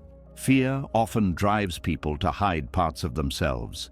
They avoid honesty to preserve connection. Detachment removes this fear. Honesty becomes safer because connection is not contingent on compliance. This safety invites authenticity. Authenticity deepens love more than perfection ever could. Fearless love also changes how you experience uncertainty. Uncertainty is no longer an enemy. It becomes part of the relationship's aliveness. You stop needing to lock things down. You allow mystery. Mystery keeps love dynamic.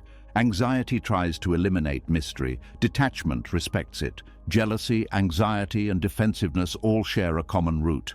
They arise when love is tied to possession, identity, or control. Detachment removes these ties gently. It does not suppress emotion. It contextualizes it. You still feel. You just do not panic. This is why detachment feels empowering rather than empty. It gives you agency. You respond rather than react. You choose rather than defend. Fearless love does not demand that nothing goes wrong. It trusts that even if something does, you will meet it with integrity. This trust changes behavior. You are less reactive, less suspicious, less guarded. People often mistake fearlessness for indifference, but indifference does not care. Fearless love cares deeply. It just does not cling. Clinging creates fragility. Detachment creates resilience. Resilient love can handle truth. It can handle change. It can handle imperfection. This does not mean it tolerates harm. It means it responds to harm without losing itself. Fearless love does not need to dominate or submit. It stands on equal ground. Equality dissolves power struggles. Power struggles fuel fear. Detachment returns love to equality. You meet each other as free beings, not as possessions. This meeting is alive. It is dynamic. It is honest. Fearless love also allows joy without guilt. You enjoy moments without worrying that happiness will be taken away. You stop tempering joy to protect against disappointment. Joy becomes full. This fullness nourishes love. Detachment also dissolves comparison. You stop measuring your relationship against others. You stop worrying about who has more or better. Comparison fades because ownership fades. What remains is appreciation. Appreciation thrives where fear is absent. Fearless love does not need to prove itself. It does not need to be defended. It does not need to be secured. It exists because it is chosen. Choice is the opposite of fear. When love is chosen freely, it carries strength. When it is chosen under fear, it carries tension. Detachment restores choice. This restoration changes everything. Love no longer lives in survival mode. It lives in expression. Expression is generous. It flows. It adapts. Fear contracts. Detachment expands. This expansion allows love to be fearless, not because nothing can hurt it, but because fear no longer defines it. You love without armor. You care without chains. You stay open without guarding. This openness is not naive. It is wise. It knows that nothing can be owned and nothing needs to be. Love does not need possession to exist. When ownership falls away, fear loses its grip, and what remains is love that is calm, strong, and free. Love that does not flinch. Love that does not defend. Love that simply is. Detachment is not the end of love. It is the end of fear inside love. It is what happens when you stop gripping people, stories, outcomes, and begin trusting life as it unfolds. It is loving without ownership, caring without control, staying open without losing yourself. Throughout this journey, one truth keeps returning. Suffering is not caused by love itself, but by what we ask love to guarantee. When clinging fades, love becomes lighter. When expectation loosens, connection becomes real. When fear steps aside, the heart finally rests. Detachment is not distance. It is intimacy without chains. It is presence without pressure. It is love that does not need to be secured to be true.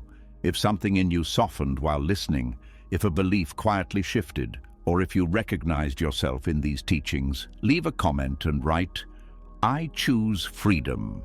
It helps this message reach others who may need it, and it lets me know you were truly here.